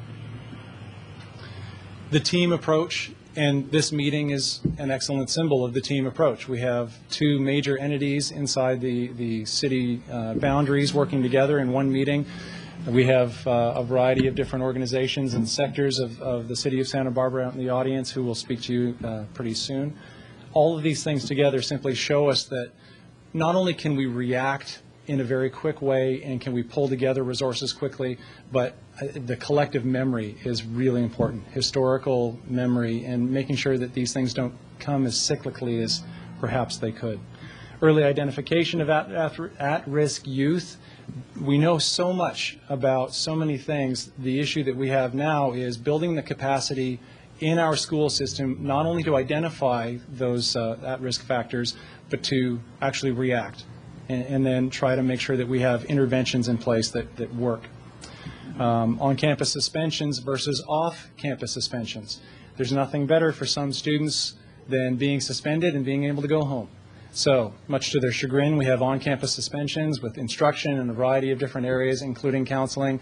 And imagine the on-campus suspensions are actually decreasing because the students are realizing it's not so much fun. Employment programs was mentioned, and we will continue to build on that. The SARE employment program is just yet another new program on the horizon. In the area of suppression, and you'll hear about this, so I'll just mention it briefly, the first thing that we have to do is monitor our own discipline and dress codes. Make sure that we can update the dress code, especially as the students update their own dress codes and their own methods of discussing and sending messages out with what you wear or what you don't wear, making sure that we are consistently enforcing school rules. We have suspensions and graffiti removal as just 2 examples. The SRO, the School Resource Program, is highly important to us, as is having the DA's office, probation, and social services available as often as possible. We've had great luck and great success in this area, and it's thankfully to the City Council. Thank you. The Gang Task Force is an ongoing thing, as you had heard before as well. Now, we get into funding, so now we're looking ahead a little bit. Currently, we have youth service specialists on each of our secondary school campuses. That's through Fighting Back in CADA. They're working primarily with individuals with drug and alcohol issues. And we have been fortunate to reach out away from just drugs and alcohol. Unfortunately, the grant that provides us with 2 youth service specialists on each of our campus has sunsetted, or will be at the end of this year. It turns out that we do not qualify for the first one because we are a previous recipient. Some of the rules had changed, saying if you were originally a school district that had received this top Safe Schools, Healthy Students grant, you couldn't apply ever again. They changed that so that the district could apply, but only for schools who had not received the funds. Currently, each of our schools are receiving the funds, so we're off the table on that one. The second one was for a short time very exciting for us, but we do not qualify for that one either, the School Community Violence Prevention Grant, because of the 3 items that you see below there: gang membership, feeling safe at school, and being hit or pushed at school. Those are 3 descriptors on an annual Healthy Kids survey, and we did not meet the state requirements to be bad enough to qualify for that particular grant. In fact, there's anecdotal evidence from an individual at the CDE. There's one particular school with 2 homicides in the last year that did not qualify. So everything in context, I suppose. The next steps for us: continued participation with the Youth and Families Coordination Initiative. There's a strategic approach that's being put together.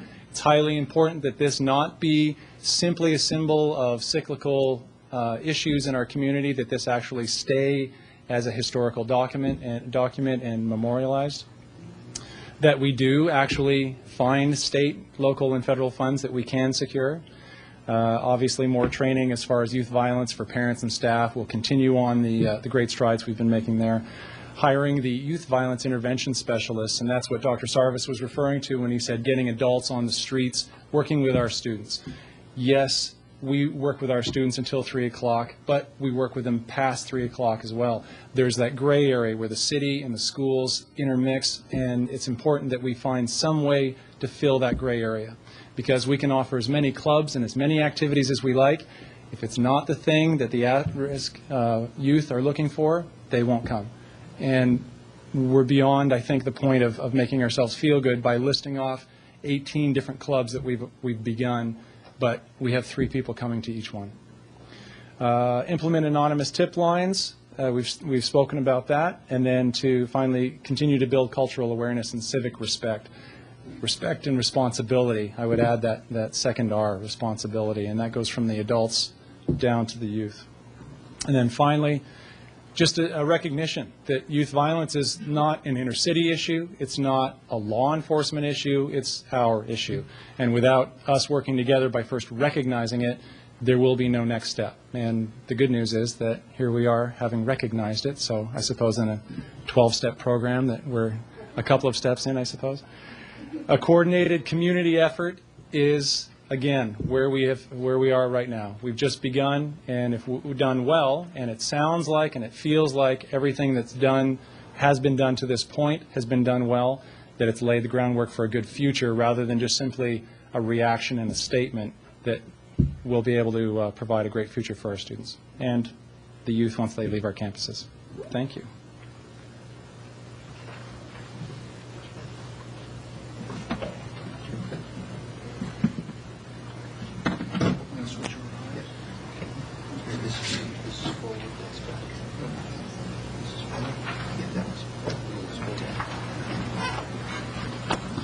And now from a city perspective, and I'm going to make just a few, brief comments.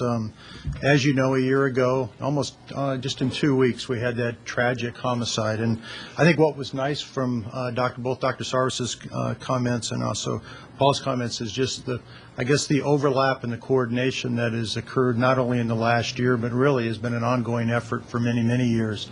But as you know, we really have ramped up in the last year. We're going to, I think, concentrate on 3 areas today. First, in the enforcement area, the police department, again, has always had strong efforts in this area, but has really ramped up. And I think when you look at some of the statistics, you'll see that just this issue about not accepting youth violence in this community is something that's very important to us. We've made a lot of progress, and I think you'll see us make a lot of progress in the future. And then also the ramping up in our programs, not only in recreation, but throughout the whole community. And then lastly, we want to talk about the next steps in coordination, because one of the areas what we found is this is a community that what we call is program rich and programs for youth. It's not like we don't have hundreds of programs. It's how do we focus those programs on the kids that really are committing this violence. And that's our next step effort, is how do we better deal in that area. But first, let me turn it over to Chief Sanchez. He's going to make some comments on the enforcement area.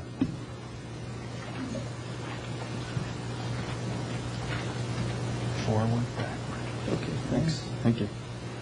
Good afternoon.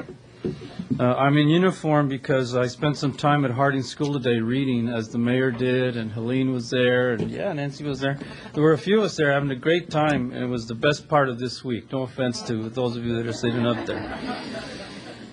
But, what was interesting is that the children I was with are fifth graders, and I had lunch with them, and we sat around and had lunch, and Sally, she's just phenomenal. She did a great job, and there were a lot of parents there having lunch with their kids, and just fantastic. But as I sat around with just the kids and I, from that classroom I read, they wanted to talk about gangs, and one young person said, "Chief, what are we going to do about brown kids killing brown kids?"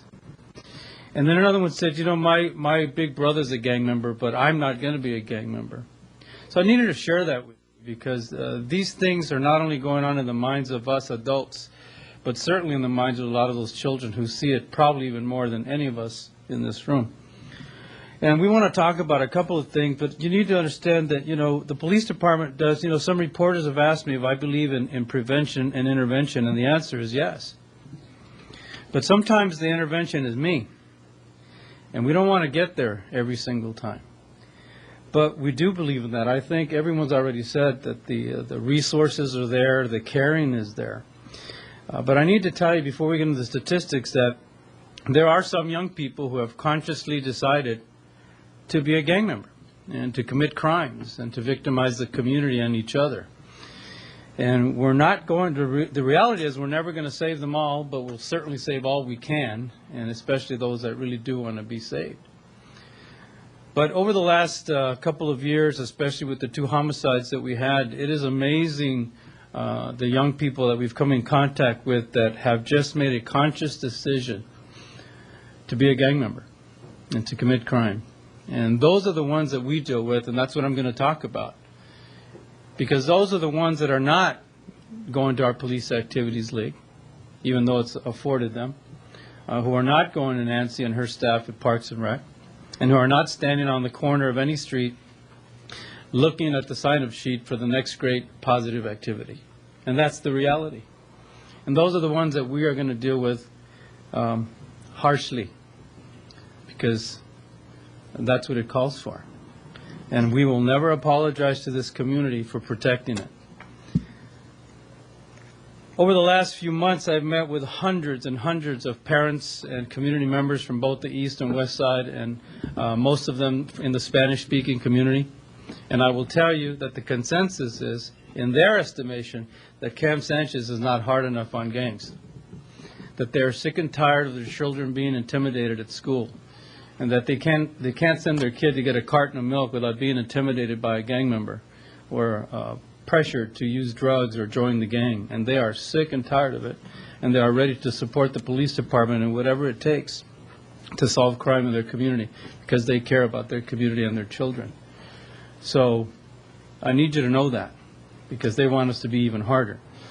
Some of them have given me some suggestions that we certainly cannot repeat nor utilize, but they care, and you need to know that. Okay. It says there that we have 14 officers in 5 disciplines at a cost of $1.6 million per year, but I need you to know that we have about 140 sworn, so we really have 140 sworn working gangs.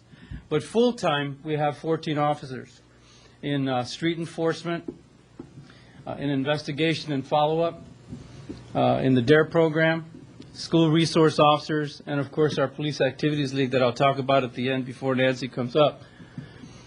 Over the years when we have had to make cuts in our organization, in the police department, the one division that we have never taken people from is anything having to do with youth. Never. We've taken beat coordinators. One time we took one DARE officer at one point. We've taken motor officers and all that stuff that you know we deal with. But the one area that we've never cut at all has been the area of youth. And we're very proud of that.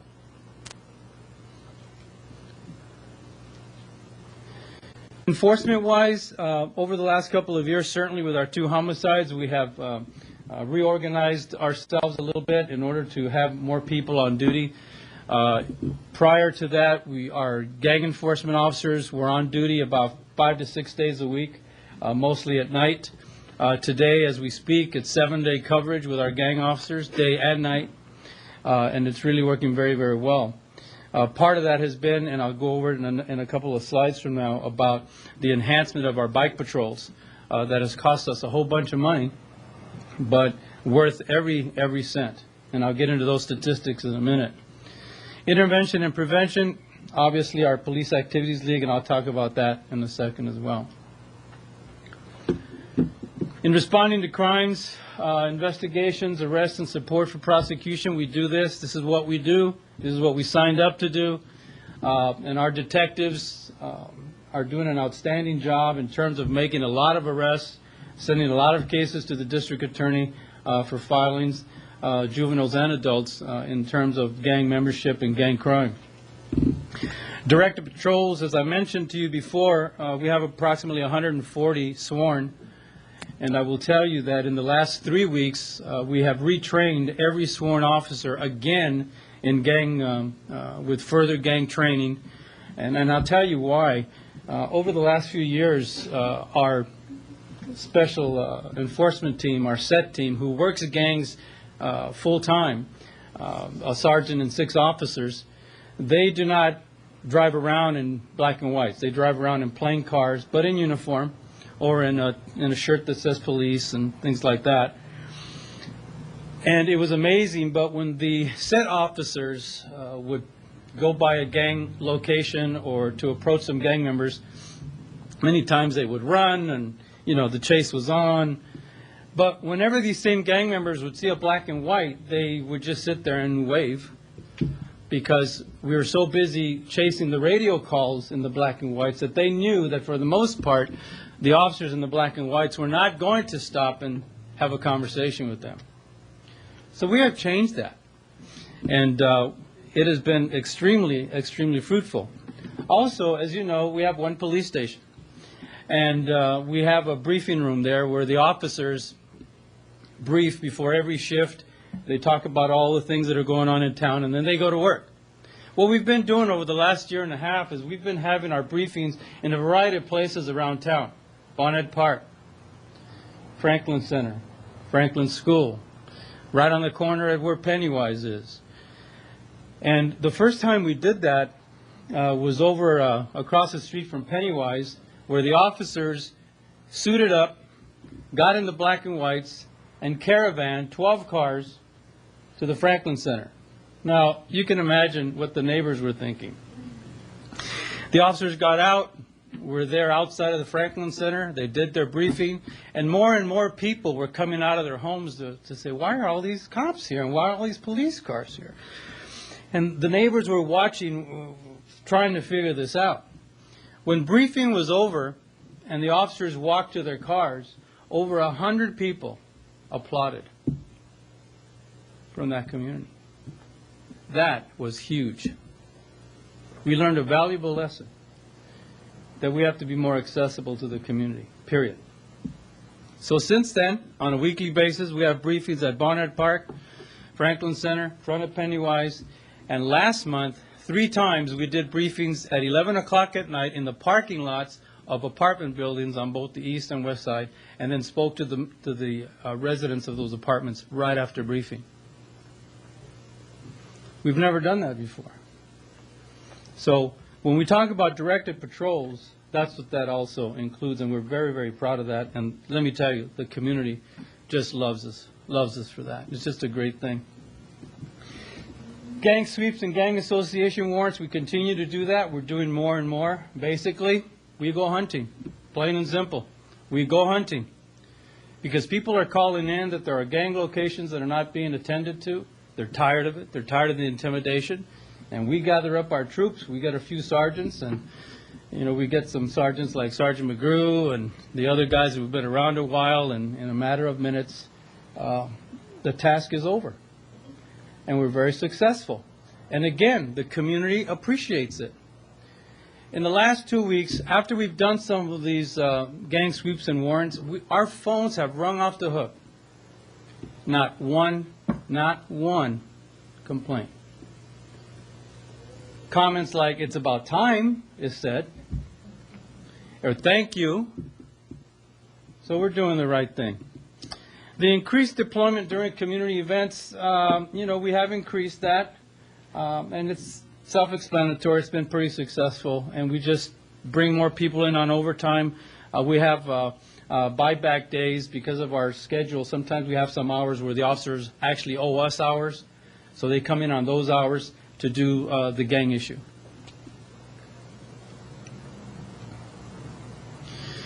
We reactivated our bicycle patrol, and from May 2007 to July 2008 is really our goal. So far, we've worked this, just the bicycles have worked over 2,400 hours. We've made 33 felony arrests, most of those gang arrests, weapons, narcotics, assaults, rapes.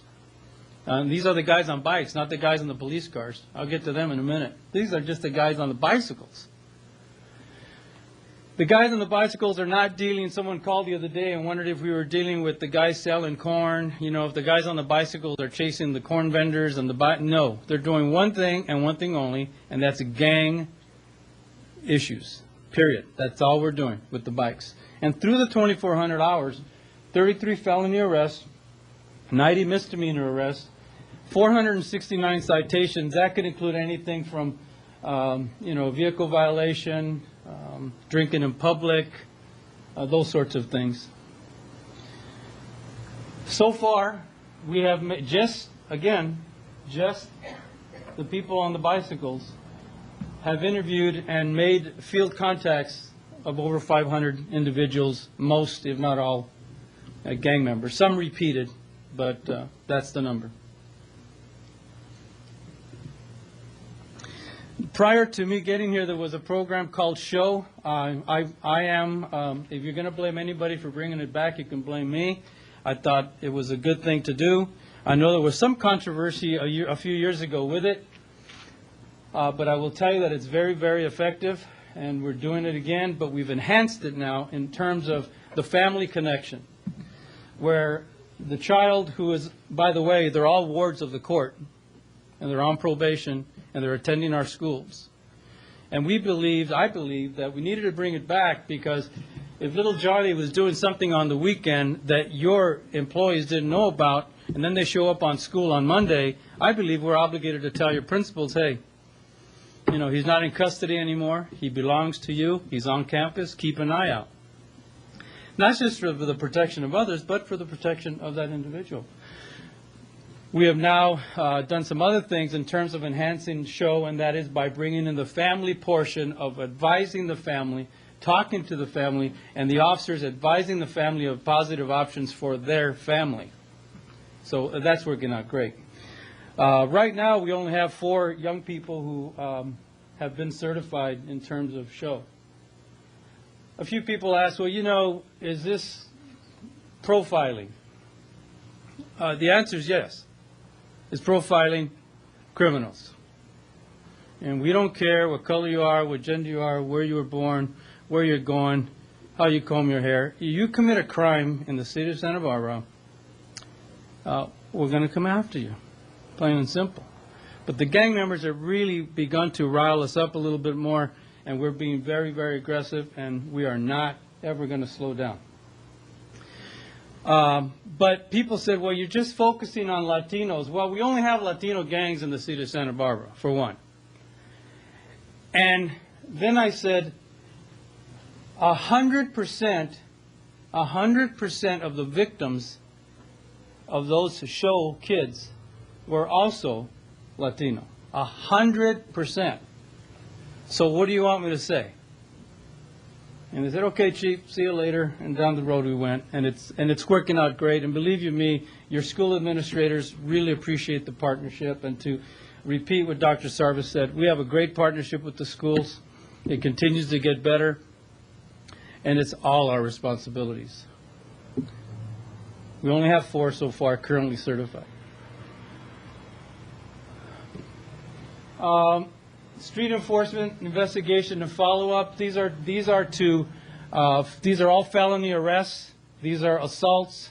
These are stabbings.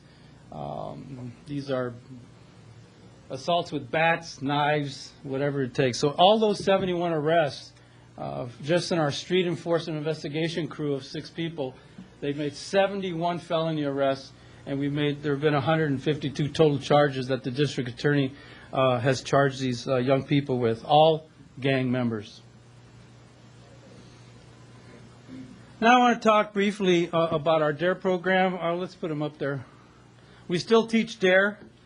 We had one semester, maybe 2, that we did not teach DAREs because we were down on people and I needed people in patrol and we needed traffic, so I had to put people on motorcycles, and that meant that we had to take the DARE officer out for about a year. We now have DARE back in the schools, and it is a great program. I taught it myself back in the dinosaur days when they first started it, and it still continues to be a great program. We have added another school resource officer, as Dr. Sarvis said, and that's a great partnership with your schools. Our Police Activities League, we are currently serving over 1,300 young people with after-school programs, and it's just a phenomenal program. A lot of these young people could go the other way, but they have made the opposite conscious decision to do some other things in their life, which is to, stay in school, respect your parents and your teachers, do your homework, don't commit a crime, don't do dope, and don't join a gang. 1,300. And many of them are in our after-school and summer programs with Nancy and her staff. There are some great, and Paul mentioned it, we are a resource-rich community, period. I think the only question I have, and I've had it for the 28-plus years I've been doing this, and that is, how in the world can we get together someday and develop a strategy where we identify the real hardcore and their families and the root of all of this stuff to get to them? Because those are the ones causing us the problems. And we need to identify them better, whether it's to arrest them, give them other options, but certainly to speak to the families. After the last homicide we had that we haven't solved yet, but I promise you an arrest is imminent, and we're on it 24 hours a day almost, quite frankly, 7 days a week, and we're going to solve that murder as well. We did a search warrant at a location, and I tagged along, and we went to this house, and the guy that we were looking for, or, well, not me, but my folks were looking for, I stayed in behind the line until it was safe, and then I went in. We went into this very nice-looking house, and I thought we were at the wrong location. I said, no, a gang member doesn't live here, and my folks said, yeah, he's a bad guy, and we need to go in there with force because he's had weapons before, so this should be very interesting. It's a beautiful house, neatly kept, flowers in the yard. It was just beautiful. And we walked in, and he was not there, unfortunately. Well, we got him the next day, but he wasn't there that day. And there was a young lady, his older sister, who answered the door. She let us in. We showed her the search warrant. She said, "Come on in. Don't mind if I continue my coffee?" No, she just sat there. And there was a 12-year-old little boy eating Cheerios at the kitchen table watching us, go into dresser drawers and cabinets and closets and all that ugly stuff that sometimes we leave a bad taste with, unfortunately. And I stepped outside for a minute, and this gentleman walked up with a shirt on from his place of work, and he walked up to me, and he recognized me, and he didn't speak English, and he said, "You're the chief of police?" And I said, "Yes." And he said, "Can you tell me what's going on in that house?" And I explained it to him, and he said, "Okay, because that's my house, and I know why you're here." He says, "Look, my 18-year-old, I've lost him. He has chosen a gang lifestyle, and we can't change him. My wife and I work hard. We actually own this house. But can you do me a favor? Can you help me with the 12-year-old? This happens daily to my officers from parents who say, "I lost this one, but can you help me with that one?" So I immediately called Adrian Gutierrez, who was our PAL guy at the time. He's now a B coordinator. And Adrian came over there with a lot of information. The dad began to cry. It was tough. It was tough. And the next day we returned and arrested Junior. The 12-year-old is a PAL member now, and we're very excited about that. So who knows what's going to happen. But that's police work, too, and we do it every single day, and I'm very, very proud of my people for that. Our Campership Alliance, every summer we take about 500 kids to camp. Our budget for PAL is over $700,000. By the way, that's not general fund money. We raise that every year, about $700,000 to $800,000 at one event. At one event. And all of it, every single penny goes to programs. It does not pay an officer's salary, does not pay for fuel, does not pay for anything except programs for the kids, which pays for the summer programs, currently the 6 basketball teams that we have, the mentorship program, the tutoring programs, and we have other resources, some banks that have donated computers and mentors. And if you want to get a great feeling, you go down there Monday through Friday from 3 to 7 p.m. into the back building and watch standing room only of young people who are at risk, who are there to do their homework, to get tutored, to get mentored, and to not be a gang member. And we need to pay more attention to them, quite frankly, and their successes than the gang members. We'll take care of that. That's what we signed up to do. But we need to begin to celebrate some of these other issues. I'll go quickly. PAL started in 1999 with 50 children. We now have over 1,300 in our programs all over the city, with a great partnership with the schools and our after-school programs and our outstanding relationship with Nancy and Parks and Rec. So, ladies and gentlemen, I will tell you, we got it going on in this city. The challenge is, how do we get some of the ones that refuse to join this and some of those families who feel lost and hopeless into joining these things? That's the key, because we're always going to have kids that join it, and we're always going to have families that care. But the ones that are committing the murders, the assaults, the burglaries, the robberies, the use of weapons, quite frankly, they don't sign up for this stuff. Very rarely. Rarely. It's a miracle when they do. And we're still going to have to deal with that. And that's why you hired me. We have some great relationships, and I'll close with this. We have some great relationships with UCSB, martial arts schools, basketball, Everybody Dance Now. We've got all sorts of great partners, and great things are happening. We have another relationship with Zona Seca and their kids. And I'll end with this story, and I'll turn it over to Nancy. After Angel Linares was killed, I went to the Hispanic Chamber and asked them to step it up a little bit. Because every year they have a Hispanic Chamber yearly event where we all get dolled up and we go and we celebrate. The mayor was there. This was a great night. We celebrate those young people in our schools who are getting scholarships to USC and Stanford, and that's wonderful. We need to keep doing that. We also celebrate our Business People of the Year and all those great things, and it's a great night. But I went to the Hispanic Chamber and I said, I've got 40 kids at Zona Seca. A third of them are teen moms. The others are struggling in school. A third of the others have an alcohol abuse issue or drug issue, and about a third of those are gang members. But they go to Zona Seca every week to try to change their life around. I said, so I need you to please pay for their dinner at the function so they could go see what successful stories are of people who struggle just like them. And we had a great night that night. And it was really amazing because we celebrated the Business People of the Year, and we all 500 people clapped, but we sat down and we clapped, and hey, great job. The kids who are going to all those wonderful institutions of learning, they also got an applause. But with the kids that were there, the 40 kids that were there with all those issues in their life, did not know that we were going to give them an award that night. And the Hispanic Chamber came up with the award that's going to be every year now. It's called the U-Turn Award. All right. And we called the kids up, and they couldn't believe it. They could not believe it. A little side story to that is that I met with the kids a week before. I took them out to dinner to talk about, manners, dress.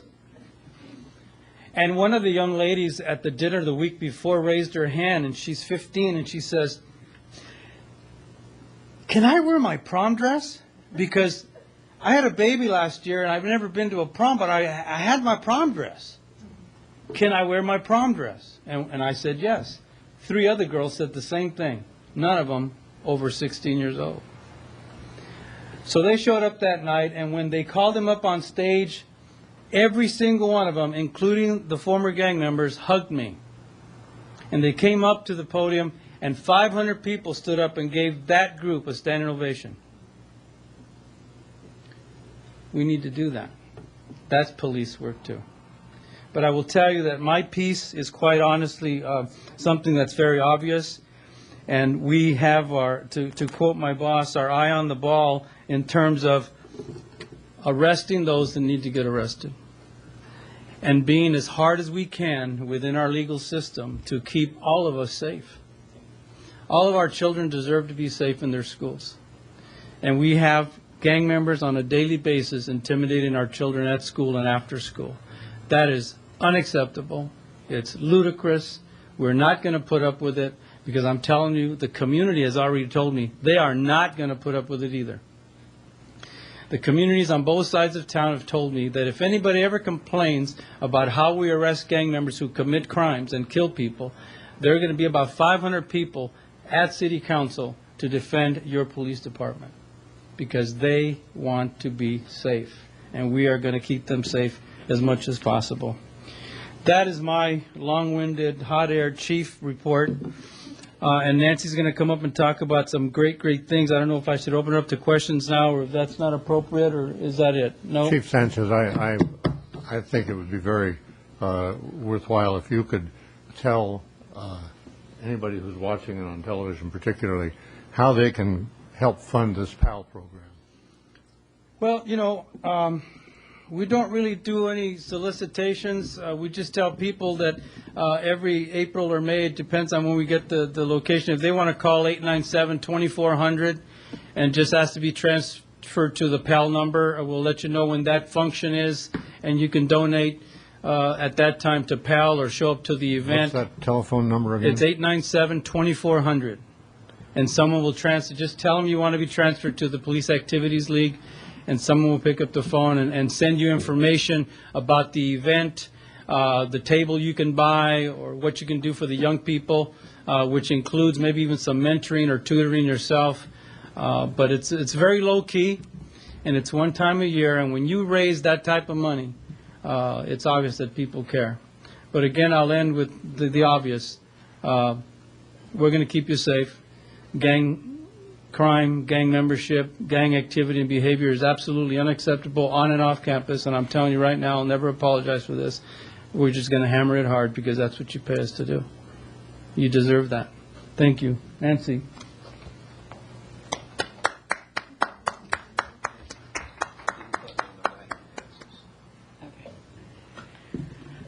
Hi, good afternoon. Boy, hard to follow that act.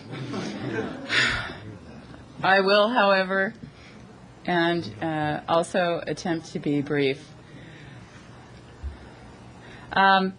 First off, I wanted to just give you a status report. We gave you a very lengthy report at your joint meeting in June on what all of the new and expanded programs were going to be that were city priorities that City Council provided additional funding for. And I'm not going to go through all of those because you got that report, but I am going to give you just a status report of where we are with that. First, as a reminder, and I'm sorry, I don't know if I introduced myself, and I should do that since we're being televised, but I'm Nancy Rapp. I'm the City Parks and Recreation Director. Following the community focus on youth violence and the discussion of recreation and the role that it plays in prevention and intervention, there were 3 community priorities that came out of those community meetings. Number 1 was, how do we increase the provision of recreation programs to underserved neighborhoods? 2, that our after-school programs are extremely important, especially at the junior high level. And 3, youth jobs.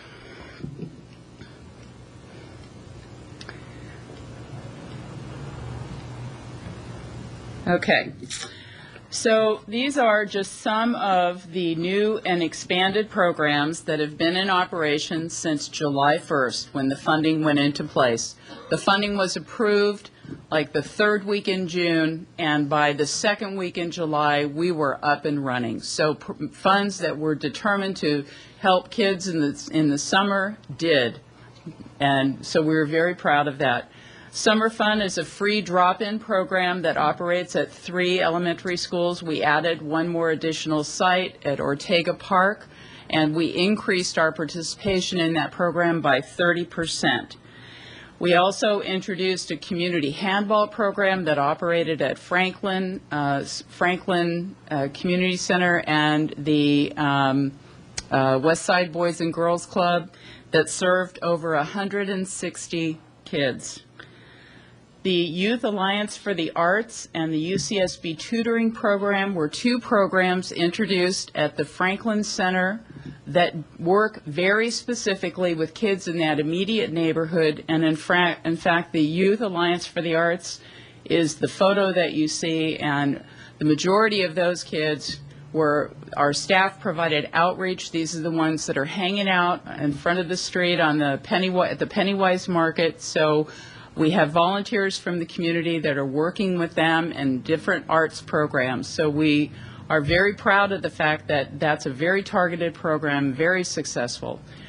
We also have introduced and secured funding for Fun on the Run, a mobile recreation program which will take recreation out into those parts of our community that do not have access to recreation programs, either at the school sites, because of the fears in the neighborhood of commuting or walking, if you will, back and forth from school, and to those parts of our community like the Lower West Side, which do not have locations for recreation.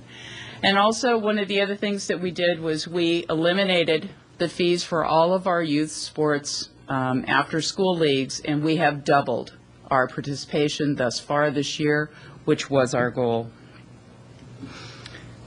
I wanted to just give you a quick update of the 1235 Teen Center because I think this is something that people in the community are looking to. We've been open now almost a year.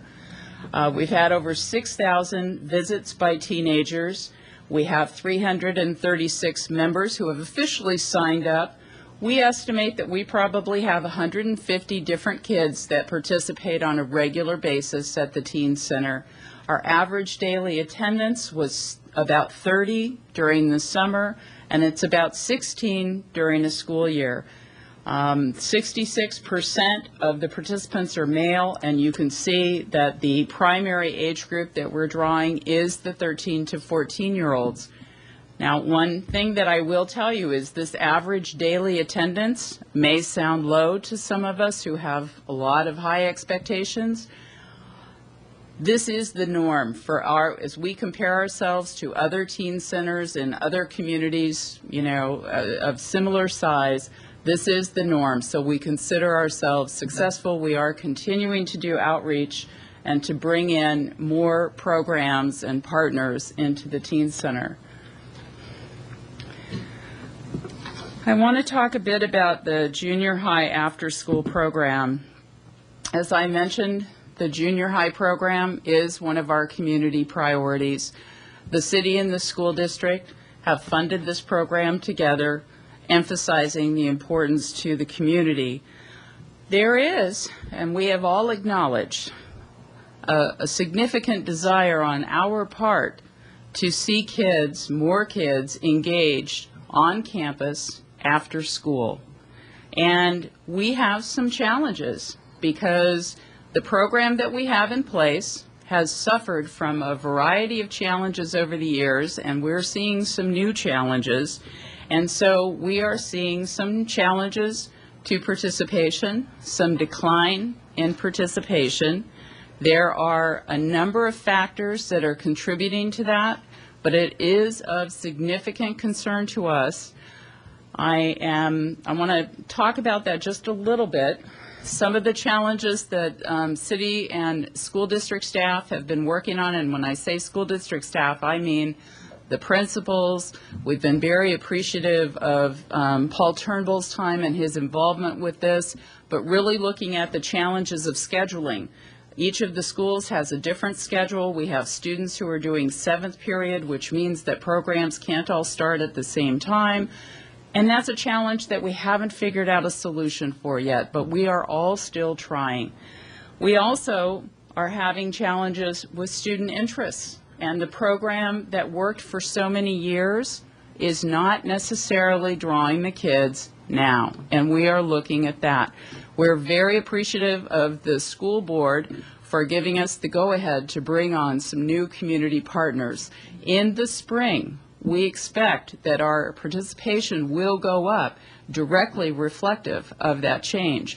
PAL will be coming in and offering hip-hop classes and martial arts programs. Shape of Voice is going to engage kids in the publication of their youth teen-oriented magazine. And I'm sorry, I'm losing my notes on our partners. Club West will be doing a track program, which we haven't been able to offer before. And also the Surfrider Foundation is going to be doing some community service projects. That's just 4 organizations, and already we have added new activities to engage kids. But it's not enough, and we need to be talking about more. We've had some very engaging conversations with the Santa Barbara Education Foundation. We made a presentation to them on the program. They want to be a partner. They want to be a partner and help us find funding for a student survey on interests and needs. So we will look forward to bringing you additional information on that, but we are certainly starting to see more interest from the community on being a part of making the junior high after-school program more successful. And we've also talked about the challenges with providing outreach and engaging those kids who are least likely to be involved, and how do we do that? So we're having those discussions. Staff recruitment and retention. We are, the Parks and Recreation Department, a major employer of hourly employees in the city, and we have our challenges, and this program is no different, and that's up there because it affects our program quality. And that is a struggle for us, and it will continue to be a struggle as long as we are looking at hourly staff, and everyone knows as well as us the challenges to that, so we are trying to overcome that. And lastly, I want to talk about funding a bit, and I appreciate the discussion that was held earlier on the school district's funding challenges, the city's funding challenges, and I wanted to bring you up to date and let you know kind of where we are. The cost of the junior high program is about $147,000 a year. It's roughly $37,000 per school. to this year, for this funding year, the school district contributes $40,000, which was a decrease from $60,000 the previous year. The city of Santa Barbara has provided in-kind salaries for administration and program coordination of about $50,000. That's been our contribution in the past. This year, the city stepped up and provided on a one-time basis $35,000 to both compensate for the cut that the district needed to make in their funding and to add more funding into the junior high program. Next year, that amount, again, one-time money, goes down to $20,000. So we're going to have some challenges there. The good news is the city of Goleta, which has historically funded about $7,000, and a reminder, cost per school is about $37,000. They more than stepped up to the plate and expressed their desire to be more of an equal player. Ms. Sarah Hanna and I made a presentation to the Goleta City Council a couple of weeks ago. They increased their allotment to this year to $10,000 and indicated that they would look at increasing that amount up to $27,000 potentially in the year to come. And so we are very pleased at that support, especially given the discussion that we're going to be having in the spring about this program and the funding for this program.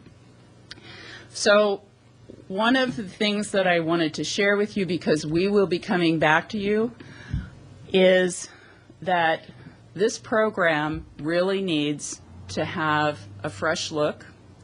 It needs to involve people in the community, because clearly there is an interest in having others be involved in having this program engage more kids on campus.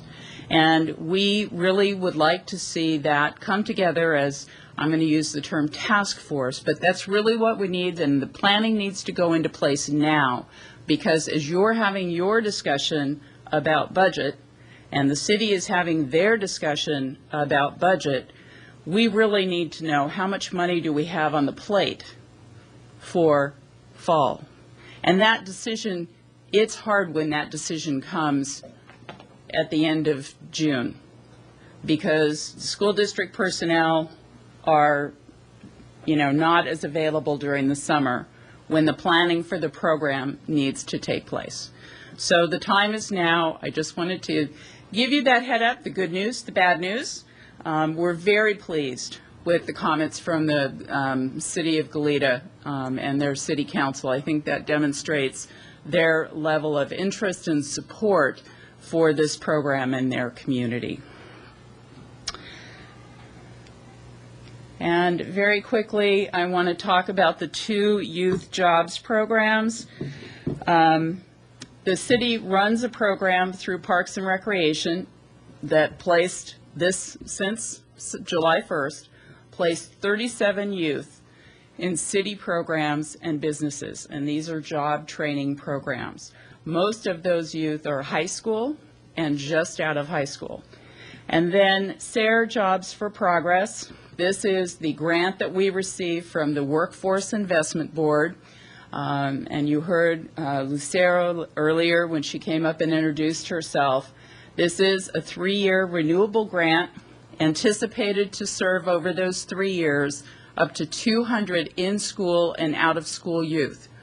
As an update, they now have established 5 offices in Santa Barbara County, 3 of which are in South County. And it was our desire that those offices be situated in the communities where they were most going to interact with youth living in those areas. So the offices are at the Franklin Center, the West Side Center, and at the one of the housing authority complexes. They've hired their staff. They have engaged over 20 local organizations in informational meetings. They've been working very closely with local school officials, government agencies to tell about the program and build those relationships. And they have engaged over 20 youth and they have 15 youth already registered in the program. And all of this is just since they opened their doors in November. So we're very, very pleased at the progress that they're making. And unless you have any questions, I'm done. So any questions? If not, I'm going to defer to Jim Armstrong.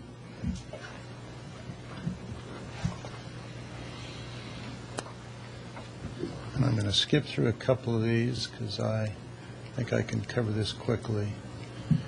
When we met with the council in November and gave them a progress report on our efforts in youth violence, the mantra we heard from the council is, how can we get better coordination among all of the various organizations and entities on the South Coast towards reducing youth violence? As I said earlier, we are a program-rich community. And there are just a tremendous number of silos out there of programs, each doing their own thing, and yet, although I think there's good communication, we need to do a lot more. Let me kind of put in perspective. Here's the South Coast. There are 26, almost 27,000 kids on the South Coast enrolled in public schools right now.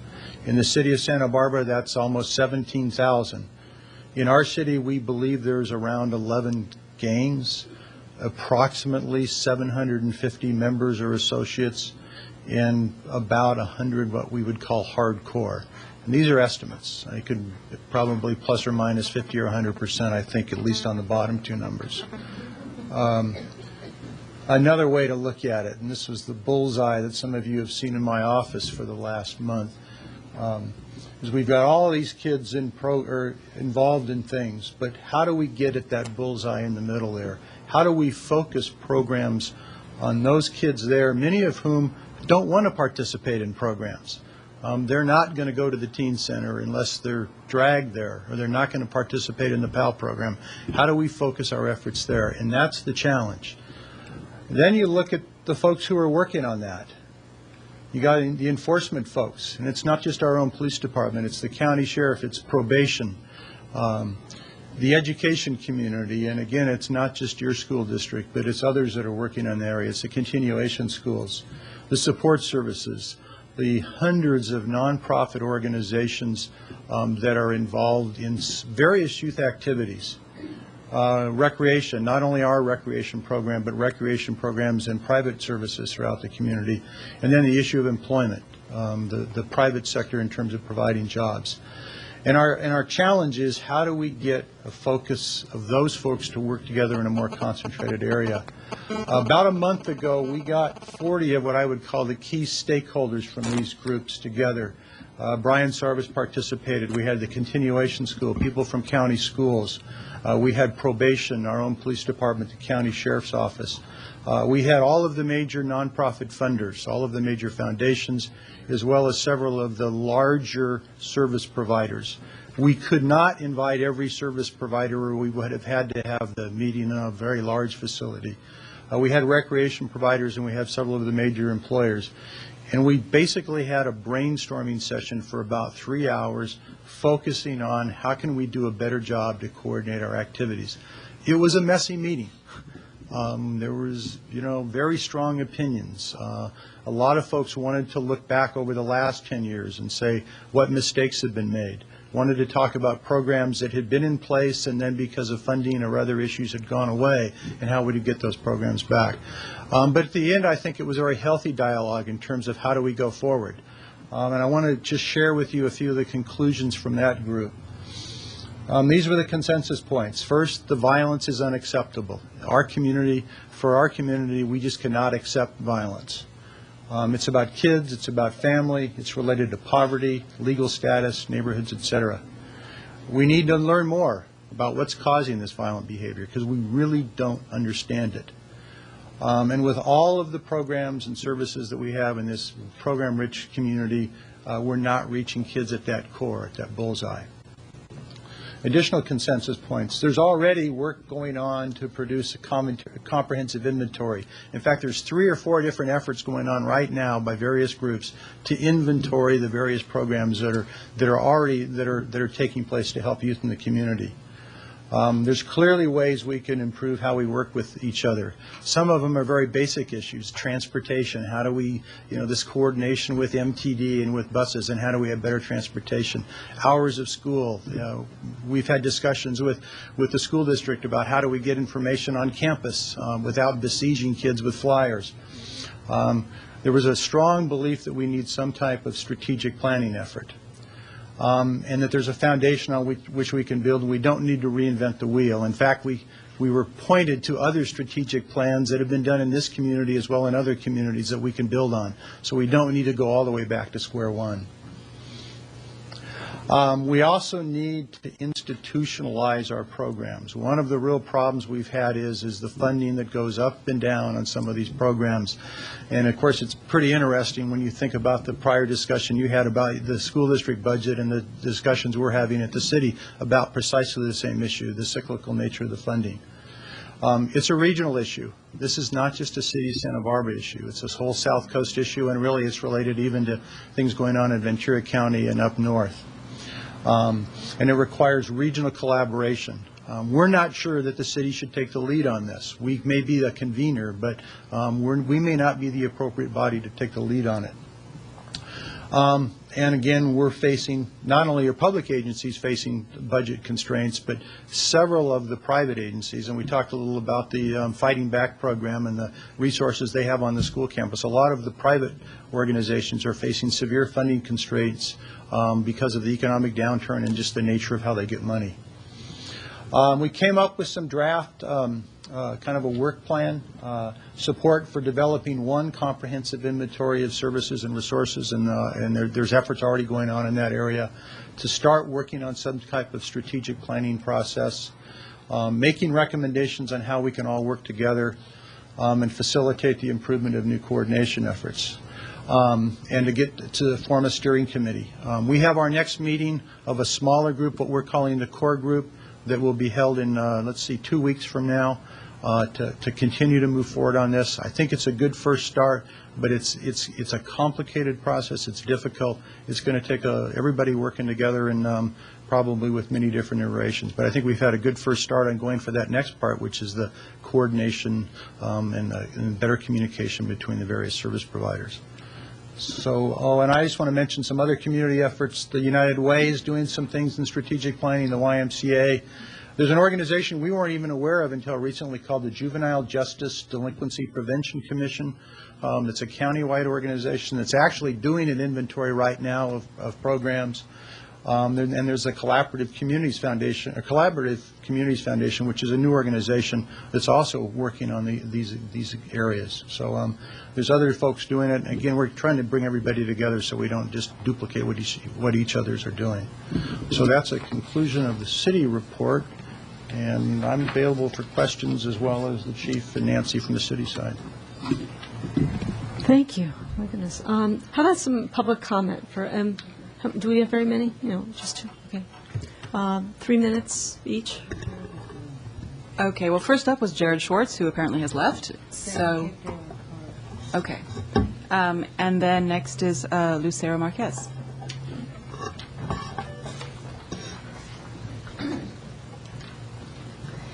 Hello again. I'll try to make this brief. First of all, I want to thank all the parties for making their presentations, and our partner, City Parks and Rec, Representative Nancy Rapp, as well, who have been very supportive of our program. And next, the reason I decided to come back up here was to address all of you here, since it's very nice to have everybody in the same room, school board and city council members, everyone, mayor. Thank you. And as we have explained about our program, we are looking to serve about 200 youth, and again, that would be 200 youth for the next 3 years. Now, what I wanted to clarify as part of our program is, what does it mean when we serve youth? Does that mean that they come and sign up to our program? What does that mean? Really, for our program, in order for youth to be successful in our program and for our funder to consider our youth successful in our program, there needs to be an improvement, right, shown. And part of that would be for them to achieve a high school diploma or GED if they haven't already done so, and even go on to higher education. But the other factor is also employment, which is something that, as I addressed before, we engage youth in work experience. But that's not the success. The success in our program is for the youth in our program to become self-sufficient.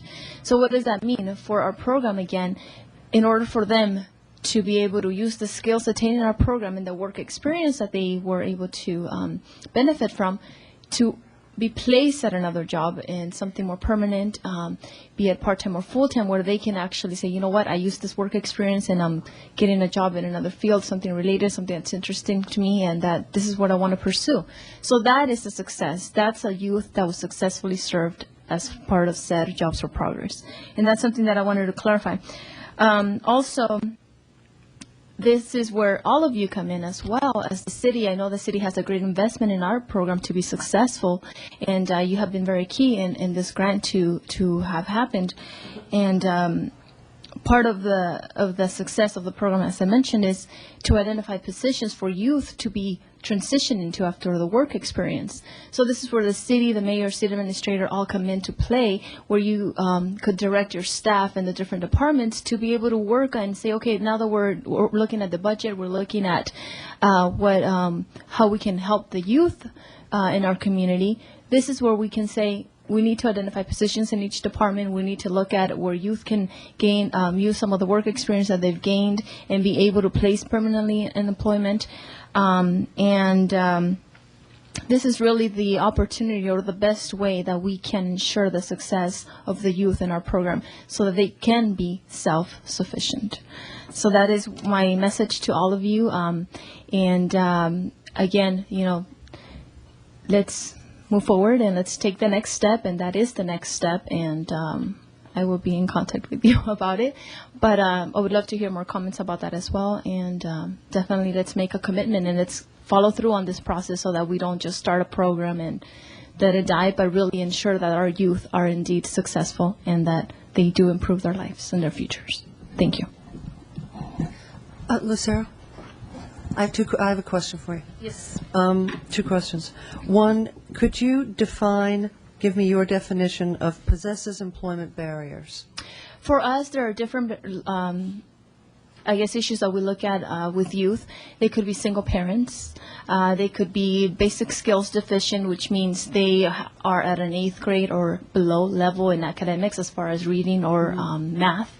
It could also mean someone who has been on probation, someone who has been expelled from school, who dropped out of school. All those are looked at as barriers. Employment barriers. Okay, good. Mm-hmm. Just so I have a working definition of what you're looking at. Yes. And when you have the services and you say occupational skills training, where do you do that?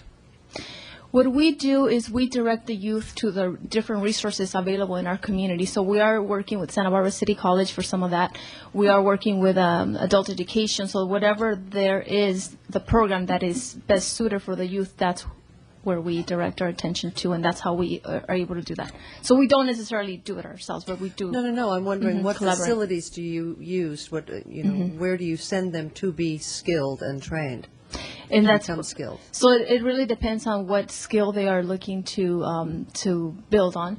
And some of the work experience is also part of that, where we are looking to place youth in different areas where they can obtain some skills in that area that they are interested in. Well, I think in this overall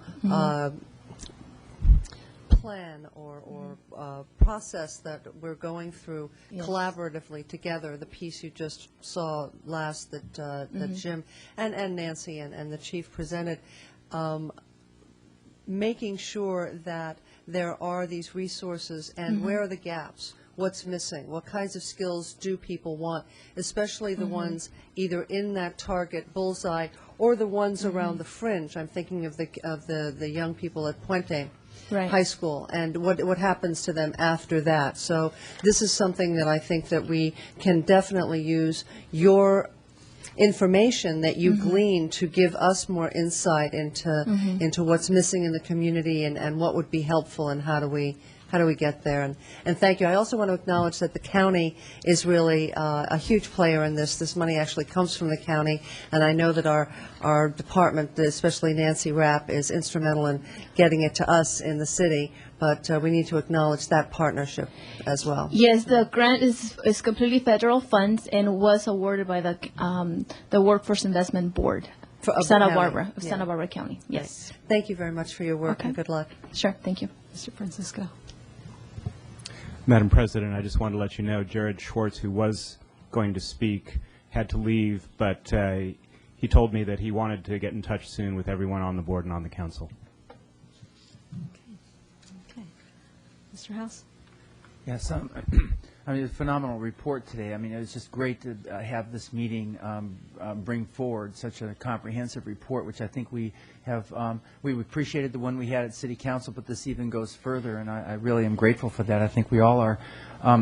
This program that was just mentioned a moment ago is an example of one of, and it's really, I mean, a great program, but it's one of many, many, many.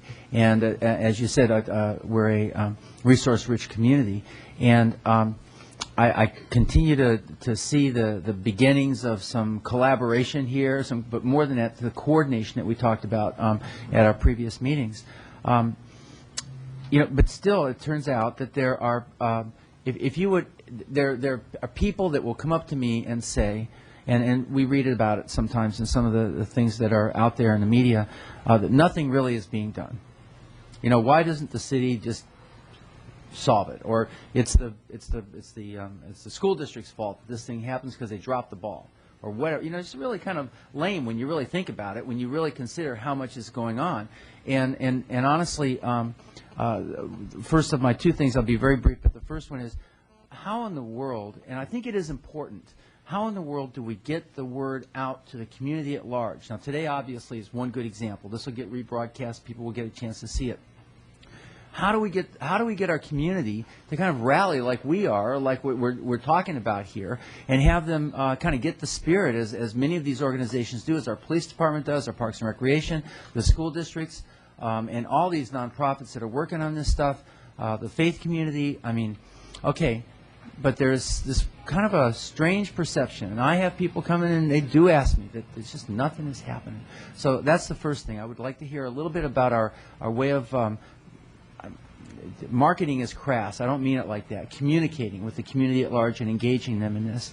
And the second thing, and then I'll see who wants to answer. The second thing has to do with something that's coming right up on us a little bit. Remember how we had that minimum day, and who in the world would think good intentions of giving teachers a chance to prepare and do the kind of work they need to do, letting kids out a little early, would have opened up an opportunity for such a tragedy, and now we've made adjustments and we're working on that. Good intentions can sometimes lead to bad outcomes. It just can happen.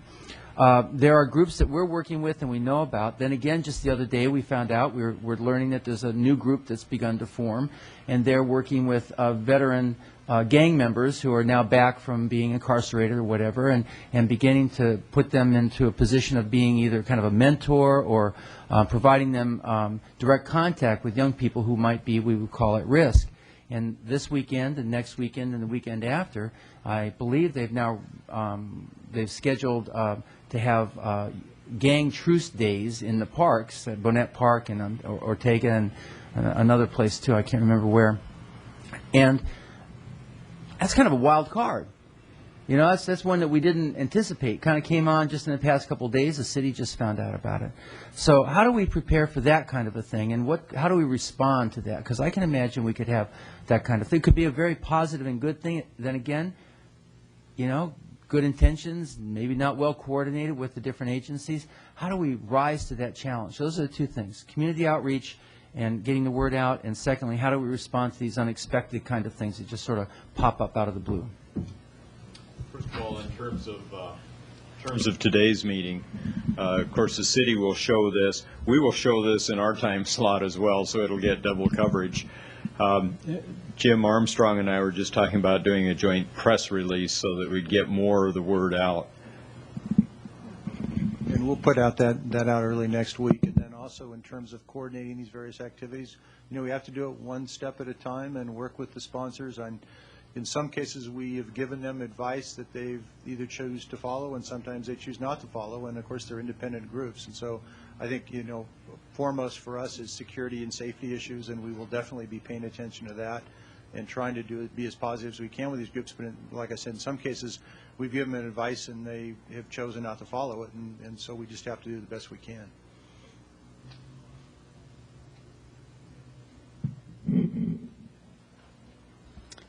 Well, I think a practical response that I have, and I've raised this issue before, for how do we get this information out. For example, the meeting today, we have a lot of people who are involved in the organizations here, but we don't have a lot of members of the general public. I'm not sure we have any members of the general public. But I think if we really want to reach the general public, we have to, first of all, not hold our meetings in the halls of bureaucracy. We have to go, like Chief Sanchez mentioned about taking the briefings out into the community. We have to take our meetings out into the community. I think we have to go to where the community is, rather than continuing to expect them to show up when we have years and years and years of evidence that they don't. And I think we can, there's always logistical problems, I don't know, space, acoustics, whatever we want to, whatever issues we might be able to find. But I think if we're sincere about wanting to get the public connected to this, we have to go to the public. And the second part is we have to not hold the meetings at 1:30 in the afternoon because the public can't be here. Can I answer the outreach question for you? In terms of the police department, Lorenzo Duarte is our new public information officer, and we also added that's my phone, just ignore it. We've also added another duty to him. He's also the community outreach liaison. And on a weekly basis, he's doing programs in English and Spanish, radio, television, and the media. And over the last 3 weeks, he's gone on Univision at least a half a dozen times to talk about PAL, to talk about gangs, the nonsense of gangs, what the police department is going to do in terms of enforcement, and asking parents to be aware that we are not going to apologize for enforcing the law. And if their kids are involved in gangs, to call these numbers. And the numbers have been called, and parents are calling about PAL and about Parks and Rec. And it all has to do with Lorenzo's great job of getting out on a weekly basis to the Spanish-speaking media as well as English, and sharing the programs that we briefly shared with you tonight. And he is just somewhat overwhelmed because of the calls coming in, but it just means it's working. So as far as our programs are concerned, that's what he's doing, along with sharing on Spanish radio and TV what Nancy's doing. So that's the outreach the PD's doing on that stuff.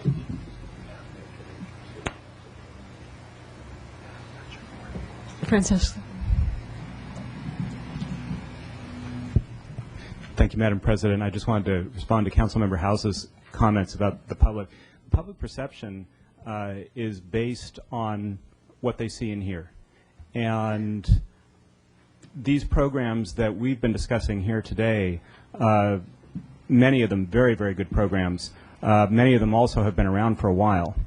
And the clear perception is that gang activity and gang violence has increased radically recently. And the public is right about that. So it's not that nothing is being done. It's that the movement to do new things about this is relatively recent. The public is perfectly aware of what's going on. And as the chief mentioned, the people who are living at the heart of these problems on the east side and the west side, they have a very, very unpleasant, to put it mildly, daily experience. So it's really not surprising that people feel that kind of frustration and express it that way, I think. Thank you. First, I want to thank everyone for the presentation. I just want to echo how important it is for us to be proactive in getting the message out. I think overall people want to do the right thing. They want to have the ability to reach out to organizations or programs or whatever it is, but it's up to us to make those connections. And so all the things the Chief was mentioning and Nancy and others is very important, and on our end to be proactive and speak out in every which way we can about what's going on. I want to just reemphasize what I said earlier about we're headed up with a challenge here of seeing all this great activity, and yet both of our institutions are going to have a very significant budget process in terms of how do we get those priorities and together, and to think about two things. One, again, how one particular budget, whether it's the city or the school district, impacts the other with the decisions that we're making, and two, to think about what the cost of a crisis that could happen when we look to cut other programs that are preventative in nature. Because if we don't spend some money in the preventive side or the intervention side, we are going to spend it on the enforcement side, and that's always more expensive and more costly and more tragic and not as productive.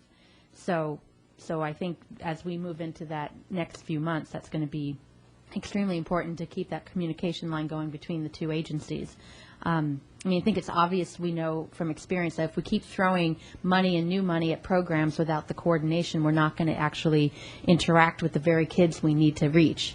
And so to find a way that we can stretch our dollars, coordinate our programs to be more results oriented, not just saying how many days were you open, how many kids did you reach, what was the end of the product, what happened by the end of the program, how are we addressing those needs. The perfect example is the junior high after school programs of seeing declining enrollment, of saying, well, maybe the types of programs we need to provide have to match what the interests are. It sounds kind of obvious, but you have to go through that process to make that happen. So being results oriented, and then finally finding some form of sustainable funding that is immune from the cyclical budget nature of public government agencies, whether that's through, quoting from Muhammad Yunus that we heard a few months ago, a social business model, where you have a business oriented, that instead of the stakeholders look at how many people they're serving, not how much money they're making, and the money goes back into the organization. Don Reiters that we just heard right at public comment, great example of something like that. And also the partnerships we have with the social service agencies and the nonprofits, because having the school districts have the facilities and a lot of land and space. We have a Parks and Rec program that have excellent programs and good coordinations with a lot of other agencies in the community.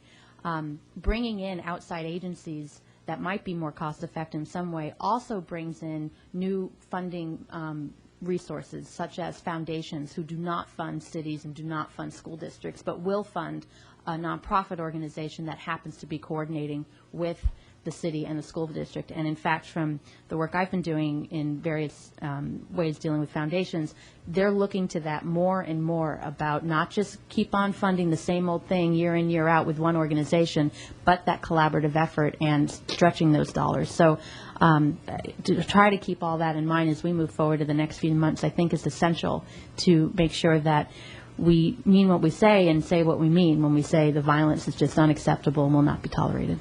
Thanks. Well, we're very much over time, and I know we'd like to have a longer conversation, but I'm going to end it with Mr. Williams.